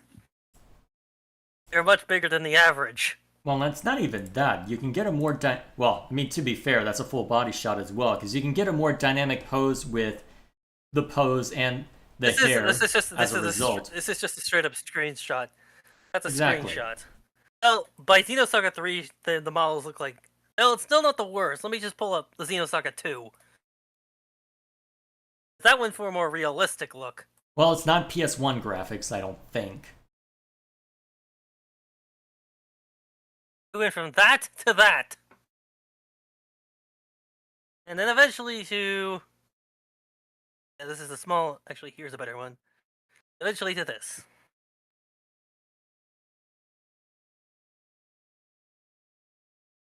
Basically, the one in the middle there, So, yeah, this is Xenosaga 2, and it is kind of cursed. Oh, It went for boy. a more realistic art style in there. Xenosaga 2. Xenosaga 3 is sort of a meld. It's sort of what Xenoblade 1 ended up with. Or similar, at least. Yeah. This is really anime, that is realistic, and this is sort of a mix between the two. Fair enough. Ignore the different outfits. Yeah, She changed outfits throughout the series. fair enough.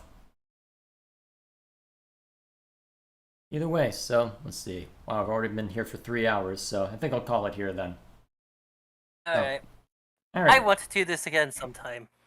Well, we'll see how Another things chat. work out. Well, I make no guarantees on lore talk for Xenoblade 3, as it'll depend on how quickly we can get through that game and how complex things end up being. But I'm sure there will be opportunity for discussion later for the next. I don't know, I'll maybe it see- makes more I'll- sense to do a I'll see multiplayer you- community night first. At some point. I'll see you there for the Endless Now. We'll see how it goes. Alrighty then. I'll go ahead and end the call, and then I'll do my wrap-up announcements and all that fun stuff. And we'll call it See then. you in the Endless Now. Alright, see you around. Alrighty, so, that in mind, I'll go ahead and do the usual announcements, and we will call it there. So, the most pressing concerns as far as the unscripted channel are as follows. Next week is going to be an unusual week for 2 reasons. First of all, the stream that's happening next Friday is going to happen, but it's going to be at an earlier time on the review channel. Every 6 months, I like to take stock at the review channel to effectively, since I don't post there every day, since it's usually only once every 1 or 2 months, I like to do a 6-month update, usually as a live stream, and I'm going to be doing it again as a live stream for the mid-year channel update for this year. So by virtue of that, it makes sense for me to, since I'm already streaming on the Friday night slot, I may as well just occupy that time there and just leave it at that. I think it makes more sense to try and take that time slot, see if people are going to be around for that. So the focus of that stream is going to be on discussing the feedback that I received on the Tears of the Kingdom review, talking through how things have been going and what can be broadly expected in the future, mostly pertaining to the review channel, though maybe touching a little bit on the unscripted channel. So by virtue of that, you will have something to look for. Well, there will be plenty to worry about there, but we'll see how it ends up turning out. So next Friday's stream on the review channel, focused more on what's been going on there and all that fun stuff. So Golden Sun will have to wait until a couple of weeks from now. The other major change is that I'm adding a day for Let's Play content. In order to get through the Valkyria Chronicles 4 Let's Play, I've been putting my nose to the grindstone for the last few weeks to try and get it all worked out. I reached, let's see, according to the sheet that I'm using to keep track of it, I've only got 4 videos left to finish up. That's about 2.5 hours between them all.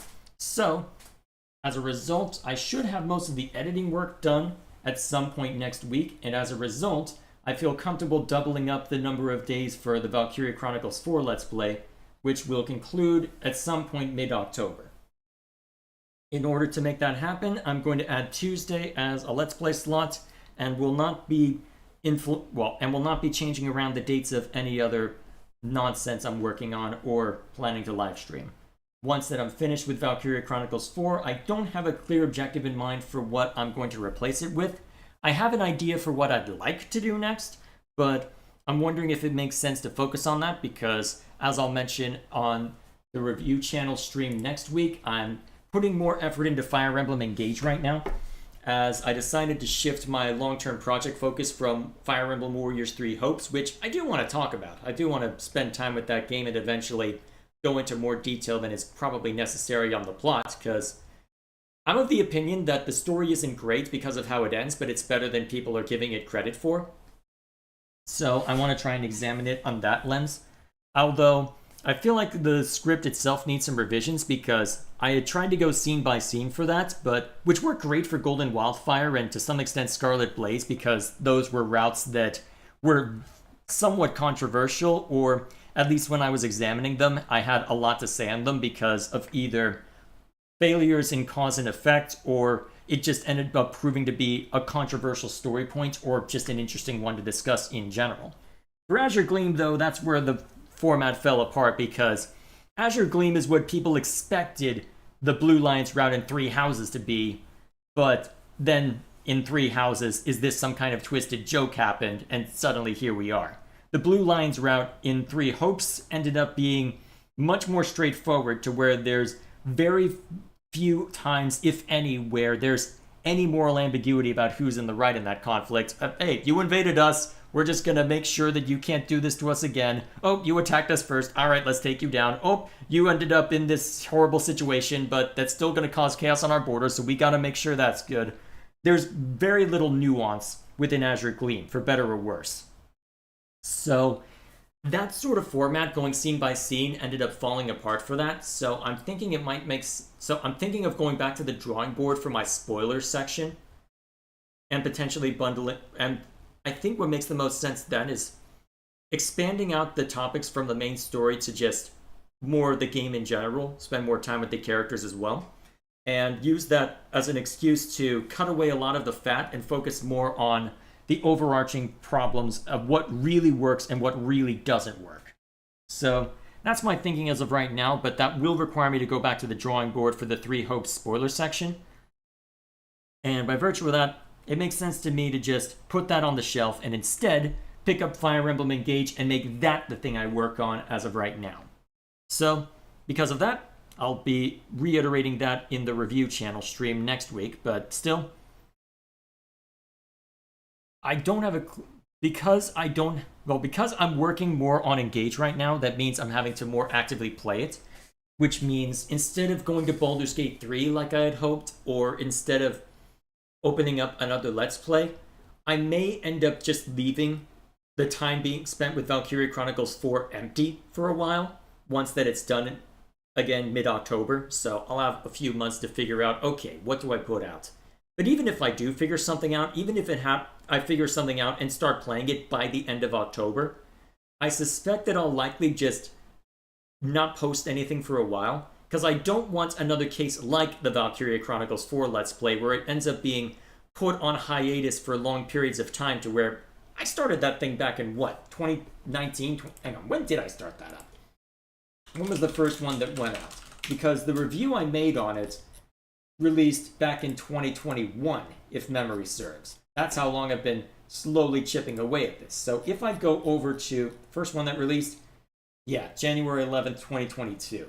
Actually, wait, it would have been it was mid-2022 for the review then, wasn't it?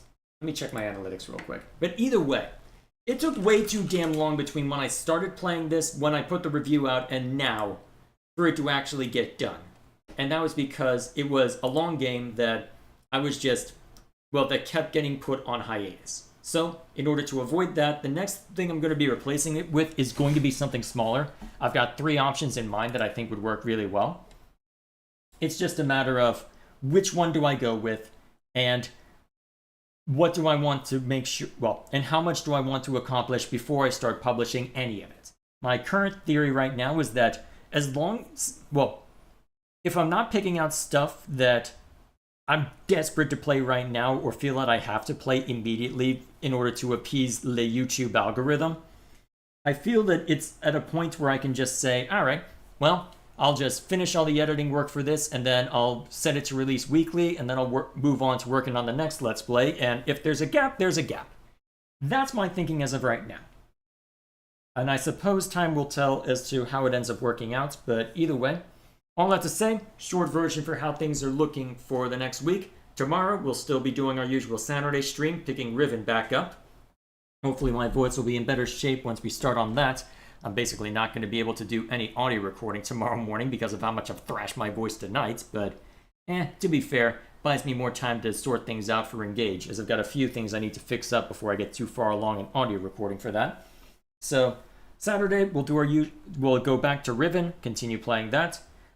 Monday will be the usual Xenoblade. Tuesday, I'm going to add as a Let's Play day for Valkyria Chronicles 4 so I can work that out. So between Tuesday and Thursday, should be able to knock that out by mid-October.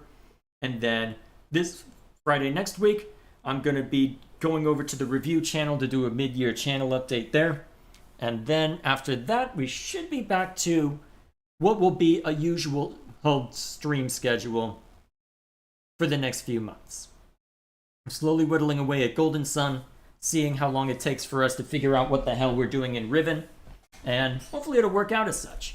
Should be an interesting time all around, especially since I can redirect time that I was spending just playing Xenoblade 2 on other stuff.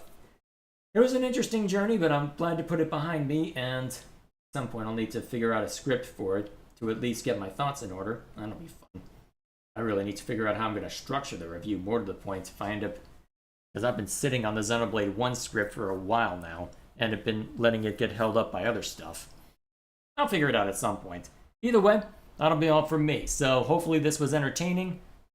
Hopefully it was entertaining. I don't know, it felt like it was a bit too rambly, but so be it. I guess it was a good test run for how things will turn out on the review channel update stream, so I guess I can't complain too much there. Still, we'll see how it works out. Till then, thank you all for stopping by. And for now, I guess I just need to go to bed, so I'll see you all later. Take care.